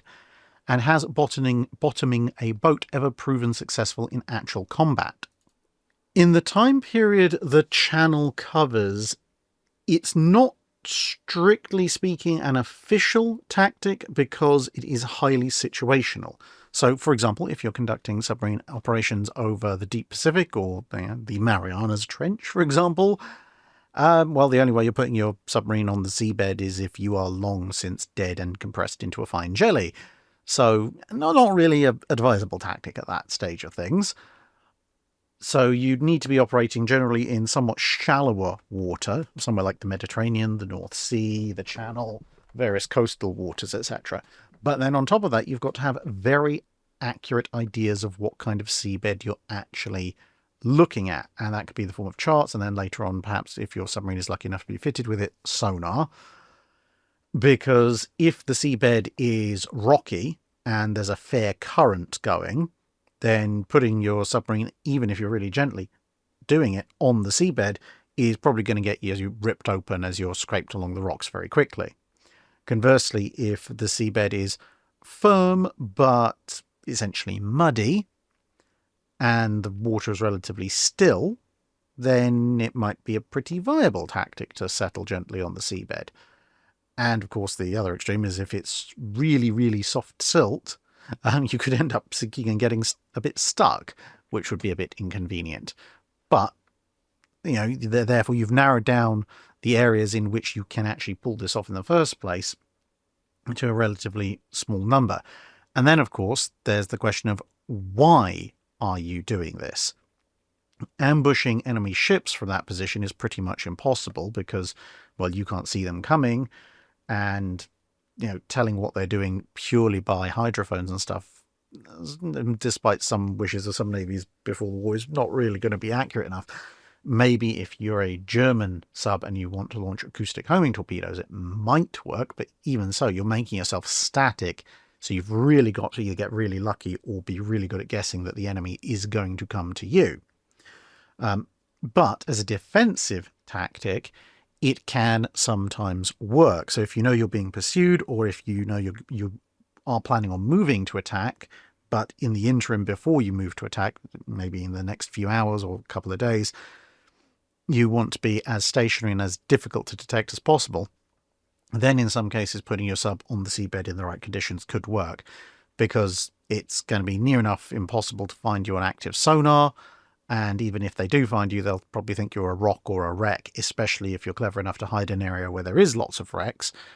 And so we do know that this was done occasionally in an attempt either to hide from escort ships that were looking for various subs, or as I said, a quiet ambush spot where you're waiting and then you'll come up and attack later on. Particularly in the Channel, quite a number of U-boats were reported to have done this. As for how effective it is, sometimes they were discovered and sunk, so obviously it wasn't completely effective, but other times U-boats that pulled off this tactic did in fact survive, and a few isolated cases in other navies as well. So if you're doing it in terms of I want to survive this, then yeah, it can work in certain circumstances. Tanker Dromis asks, would it be possible to get some of the Lion class built if they were just designed with the Nelson class's 16-inch guns?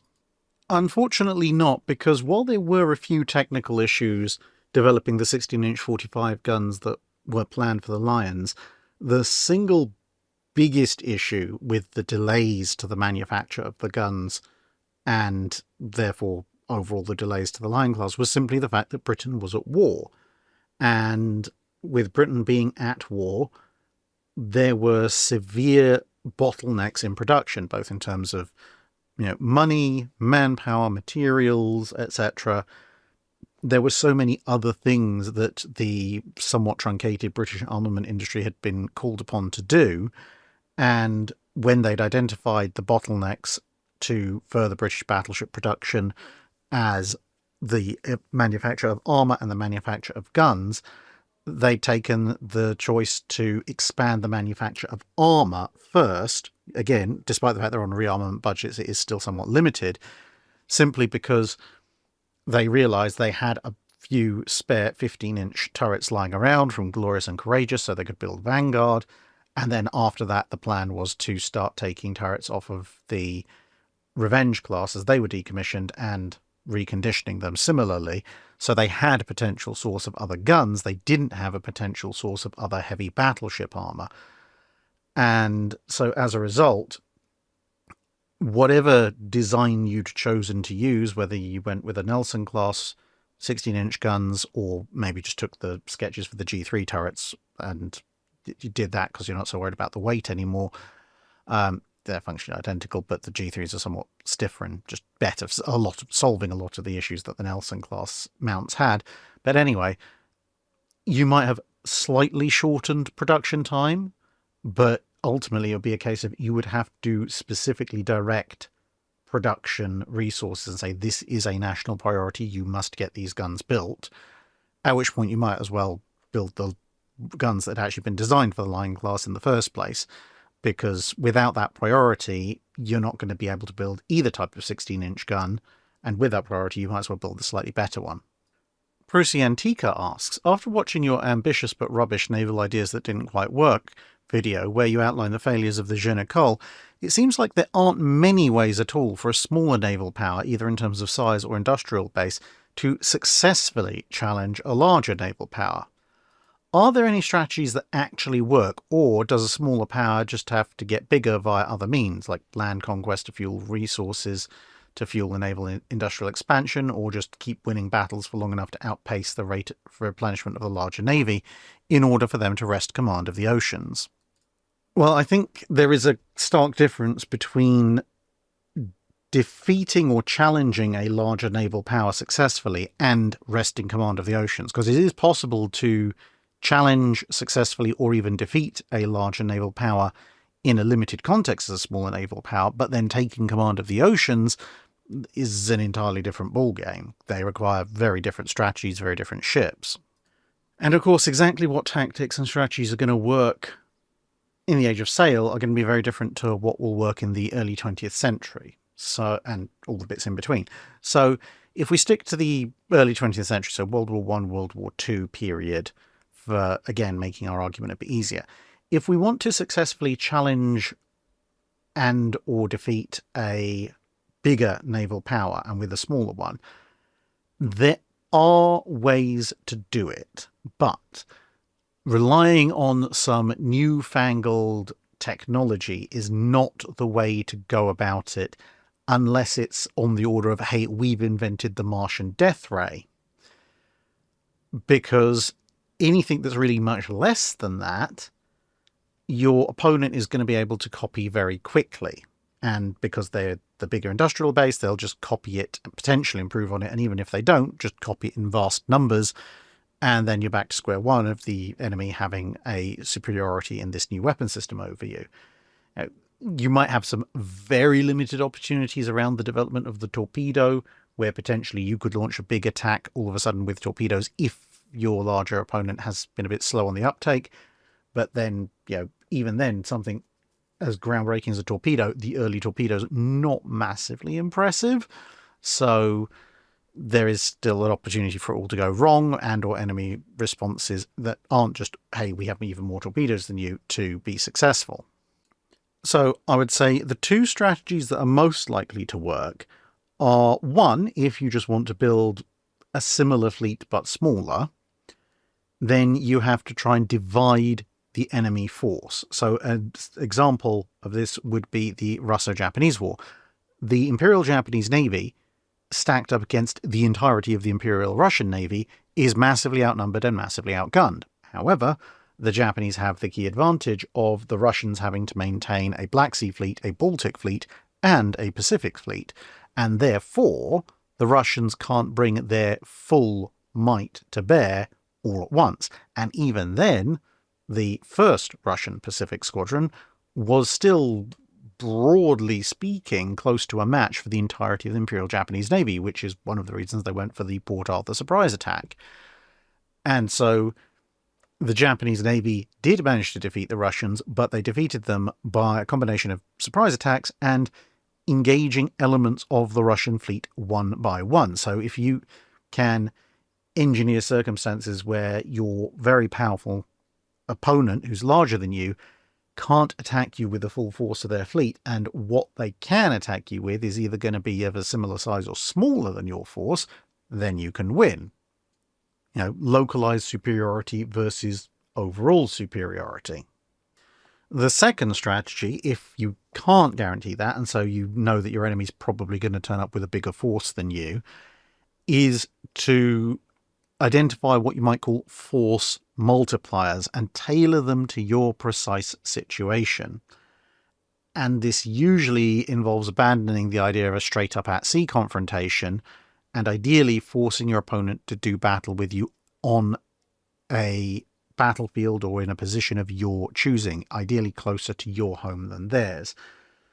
Because you have things like mines, which are a force multiplier, or torpedo arm craft, and for a very long time, right up until the US Navy invents massive naval logistics in the middle of World War II, the number and type of destroyers that an opponent can operate off of your coast, unless you happen to be right next to them territory-wise, is going to be significantly limited. So at that point, you could afford to build a, relatively speaking, large number of small, cheap, fast attack torpedo boats, something in the 600 to 1,200 ton range compared to 1,400 to 2,000 ton destroyers for World War II, let's say. And the fact that they're not particularly long range doesn't really matter, because their job is to sail out for a few hours, maybe a couple of days maximum, run in really fast, fire a bunch of torpedoes, and run the heck away. If your opponent is only able to bring a limited number of destroyers, which individually 1v1 will absolutely murder your torpedo boats, then you might be in with some luck, because then you can build some small cruisers that are effectively massively overgrown flotilla leaders, and they can hopefully fend off or break an opening through the enemy destroyer lines, and then your small fast attack craft can flood in, drop torpedoes, blow up some enemy ships, and run away again. So all of this is a way of getting a relatively cheap, relatively large formation at a very low level. But once you get much beyond the small torpedo flotilla leading destroyer type, then you have to flip that strategy completely on its head and go for fewer, far more capable vessels. because if you go for something like, a few slightly smaller, a reasonable number of slightly smaller, less capable cruisers, well, things like cruisers, the enemy can bring pretty much all their cruisers to bear if they want. So you're just going to have worse cruisers, and the enemy's still going to have more of them, even if you've been able to afford more hulls for the same money, and you're going to lose. So at that point, when you're looking at, say, cruisers or higher, you want to go for the biggest and the best. So even if you only have 2 or 3 or half a dozen compared to the enemy's 10 or 15, if you make each one qualitatively superior in such a way that it can confidently take on any one enemy equivalent 1v1, be guaranteed a victory, potentially go 2v1 with the enemy, that's a serious problem for the enemy, because now they have to bring substantially larger numbers of cruisers, etc., to you than you need to just have generally. So they're going to be sitting there going, I'm not sure I'm entirely happy with this situation. I'm devoting an awful lot of force to this relatively small upstart navy. And then when we're talking about force multipliers, you take this force that you've developed and you force the enemy to come to you on your terms. So you try and get them to fight in range of either coastal defense guns or minefields, which your small fast torpedo boats might be good at deploying some quick emergency minefields, or aircraft. As time goes on, you get more in towards World War II. You basically have something that enhances your attack force and brings the overall firepower level up to equivalent or above a purely naval force that your enemy is bringing to them. And in those ways, yeah, your smaller power can challenge a larger naval power, but you're still talking about a relative economic difference. Thailand isn't going to stop the Japanese Navy, for example, just before World War II. It's just not happening. But if you're looking at a situation like France versus Britain, or Germany versus Britain in World War I period, for example, then yes, you can, or Japan versus Russia, as we said, you can at that point make some headway into challenging the larger power. Alternate historian Turtleduck asks, if Admiral Marschall wasn't sacked and instead commended, what would have been his career? Could he have commanded both Scharnhorst class in a squadron at some point in the war, or if he stayed in command of Scharnhorst, how could this affect the battles his ships participated in? Well, probably the easiest way to chart a potential career for Admiral Marschall would be to look at the career of the man who was basically put in to replace him, Admiral Lutyens. You can probably see where this is going. Nonetheless, if Marschall had been commended and stayed in command, then he would have been the person in charge of Operation Berlin, where the 2 Scharnhorst broke out into the Atlantic. Broadly speaking, apart from maybe pushing a little bit harder in certain circumstances, it's difficult to see what else he would have done that would have been majorly different to how Lutyens conducted Operation Berlin. Probably would have been in command of Scharnhorst, and as a result, I mean, the only potential variation would be if he decided to keep his ships together, as opposed to Lutyens allowing the 2 to separate, which could have had an interesting effect when Rodney comes piling over the horizon historically after Gneisenau, because Marschall with both of them might have been tempted to fight Rodney. And, well, that could have been the making or the breaking of his career at that point, depending on how well that all went. But if we assume that with a few minor changes, Operation Berlin goes pretty much as historically, his next big assignment would be Operation Rheinübung. And, yeah, that's going to be an interesting one, because no matter how good an Admiral Marschall is, he can't magic away swordfish torpedoes to the stern, or King George V and Rodney showing up and double-tapping Bismarck. But with Marschall being substantially more aggressive, there are a couple of potential major deviations with Rheinübung. Firstly, he might well have decided that, well, if I've been detected at Denmark Strait, then there's very little chance that I'm going to be able to continue the actual mission, because, well, now the Royal Navy knows I'm here, they're going to come after me with everything they've got, at which point I might as well try and do as much damage as I possibly can and then hightail it back home. So he might have then tried to pursue Prince of Wales, which would have led to a potential interesting rematch of Prince of Wales falling back on Norfolk and Suffolk, and then the 3 of them against Bismarck and Prince Eugen. How would that have gone? I'll leave you to debate it out in the comments. But either way, whether he succeeds in either fighting his way past Prince of Wales or defeating her, I think it's fairly likely that Bismarck would hightail it back to Norway for repairs and refueling, at which point, worst case, if he had just fights his way past Prince of Wales, hey, he's gone out, he's tried to do the mission, he didn't get the mission, but he sank Hood. So he's going to be a hero, Bismarck's reputation is made, so is his, blah-de-blah. Best case scenario for him, he somehow manages to put down Prince of Wales as well, at which point no one's going to be questioning the fact that he didn't do the commerce raiding bit, because, hey, he just took one battleship out and sank two. So, yeah, they'd have to invent a new superlative to the Iron Cross for him at that point. Of course, with the much more aggressive-minded officer, and that means also potentially more aggressive in terms of wanting to speak his mind to his superiors, he might also have just flat-out refused to execute Reinebung without at least one of Scharnhorst, Gneisenau, or Tirpitz along for the ride. So it might have been delayed, and then you might have had 2, 3, or 4 German capital ships sail out all at once, which could have led to some rather interesting engagements. Or, of course, you could have something similar to historical, where Denmark Strait goes as historical, and he might try and then break away and succeed in the commerce raiding mission, and then you pretty much have what happened to him historically.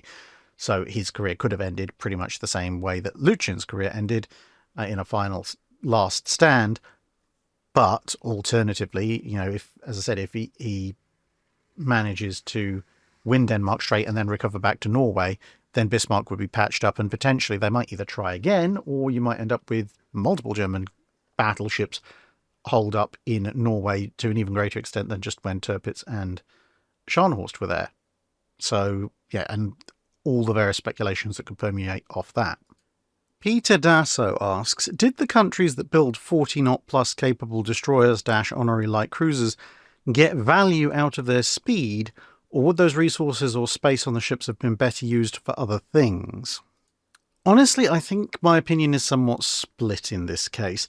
For World War II era gun-based vessels, as opposed to immediate post-war era vessels where you're looking at massively increased radar and electronics setups and heavy automatic dual-purpose weapons and so forth, that's somewhat, the next generation of ship design. But if we're looking purely at the classic World War II gunboat and possibly torpedo boat going into the war and mid-war, my opinion, and I understand other historians might disagree with this, but my opinion is that the 40-knot plus capable destroyer was not really worth it for the expense involved. Simply because when you look at something like the Mogadors, you're approaching 3,000 tons, etc. Yeah, sure, you can get a vessel up to that kind of speed, but as the French themselves found out, you're tempted to put fairly heavy guns on it because it's such a big vessel compared to normal destroyers. But at the kinds of speeds that you're booking it along at, it's very difficult to fight the ship and to man the guns, at which point you've invested an awful lot of money and weight in this fairly heavy armament that's not actually going to do all that much unless you slow down to speeds at which a much smaller, much cheaper destroyer is going to be able to keep up with you, and is, in the case of something like a Gearing or an LMN class or a Tribal or anything like that, it's not going to be massively outgunned by you. So, you'd be somewhat outgunned, but not hugely. So I would say they're a little bit of a dead end, and you would have been better off spending the same money on more 38-knot destroyers with a more standard destroyer caliber armament if you want to spend that money on fast destroyers. However, when you tip that balance just a fraction over, and you are now looking at still smaller than most cruisers, but still larger than most destroyer type ships going 40 knots, now I think you're onto something. So you have something like the Aberdeen class, which, that armed only with 4-inch guns, is actually outgunned by a good number of destroyers, but it's a fast mine layer, and turns out to be actually a really good fast transport and a bunch of other things as well. But the Abdeel hull and its purpose, I think, actually works a lot better than something like the Mogadors, because they're trying to do something very different. And also, they're just that little bit larger, therefore that little bit more stable. So if you had done a super destroyer based on the Abdiel class, deleted the mine capacity and upgraded the gun firepower and put some torpedoes in, it would have been a lot more stable a firing platform. Similarly, for the Italian Capitani Romanis, as seen here, they're just big enough to move at 40 knots and be relatively stable gun platforms, at which point you can then turn around and say, okay, we can justify the armament, and they're fast enough and maneuverable enough to fight enemy destroyers, and they're fast enough to get away from anything that can potentially kill them. And at that point, yeah, I think those, while you can debate that you might be able to use the resources better in other places, those are actually very useful ships. William Timothy Murray asks, during World War II, once hostilities began, did any of the combatant navies conduct their own espionage-spy operations involving covert agents? I'm mainly interested in whether there were agents that reported to the Navy and not to other intelligence services who were charged with gathering information concerning the enemy's docks, dockyards, or other land-connected facilities or operations. I'm mainly interested in the intelligence side of things other than sabotage. Honestly, I'm not entirely sure. There were naval intelligence officers, but they would generally report to essentially both. So they would be part of the overall intelligence services, but they would also report directly to the Navy. But that's more, back in their home country. I mean, Germany, with its 15 million and one different intel services, did have Kriegsmarine specific intelligence services who reported directly to the Kriegsmarine. So that may be an example, but when you're saying agents that reported to the Navy, as in spies in another country, well, of course, famously, Germany was almost pathologically unable to actually put a spy from any of their intel services into Britain or the United States, etc., without those spies either immediately being caught or immediately turning coat or both. So as far as I am aware, and again, I am not a historian of covert intelligence services. If anybody has done extensive study into this and knows differently, please say in the comments below. But as far as I'm aware, I don't believe that there were specifically naval intelligence agents and what you might call human intelligence active in hostile countries doing spying and reporting back specifically to their parent navy, as opposed to general intelligence services or a specific intelligence service branch. The sole exception I could imagine would possibly be the Imperial Japanese Navy, because they did maintain their own completely separate intel service, and we know the Japanese did have some agents in, for example, Hawaii at the start of the war. But that would be my very heavily caveated answer. TST1987 asks, seeing the various videos on the loss of USS Hornet at the Battle of Santa Cruz and other capital ships in various battles, for the want of a tow to get them out of harm's way, these valuable ships were then lost. In tank warfare, you have ARVs, Armoured Recovery Vehicles, which are specialised vehicles that can tow still usable damaged and disabled tanks under fire back to safety. Why don't we see the naval warfare equivalent of tank ARVs, perhaps a dual-purpose armoured tugboat with destroyer or frigate defensive capabilities, although not capable of 30 knots, with specialised towing capabilities at the stern, as well as repair cranes, defensive dual-purpose guns for anti-aircraft and surface action, and being really greedy about the idea, you could even make them minesweepers when they're not towing or repairing ships. 2 or 3 of these could pull a 35,000-ton ship to safety. But there are no naval ARVs in World War I and World War II. Why not? Fundamentally, it comes down to 2 issues. One is that while ocean-going tugs did exist, the things that make for a really good, powerful tugboat are near enough completely at the opposite end of the spectrum to the thing that makes a vessel particularly swift. And I know you said not 30 knots, but, any kind of tugboat that is going to have the kind of power to weight ratio that you want out of a tug is necessarily going to be a relatively slow ship. And that is the single biggest drawback, is simply that even at full speed, an armed and armoured tug is not going to be able to keep up with the rest of the fleet unless you make it so large that you're essentially making a minimum a super destroyer, possibly even a small cruiser-sized vessel in and of itself, at which point there's going to be obviously the temptation to arm and armour it up even further, and you end up in a death spiral, at which point you've just made a very slowed cruiser with an unusually high power to weight ratio, and you're still going to face the problem of it can't keep up with the fleet, which is going to be a major problem.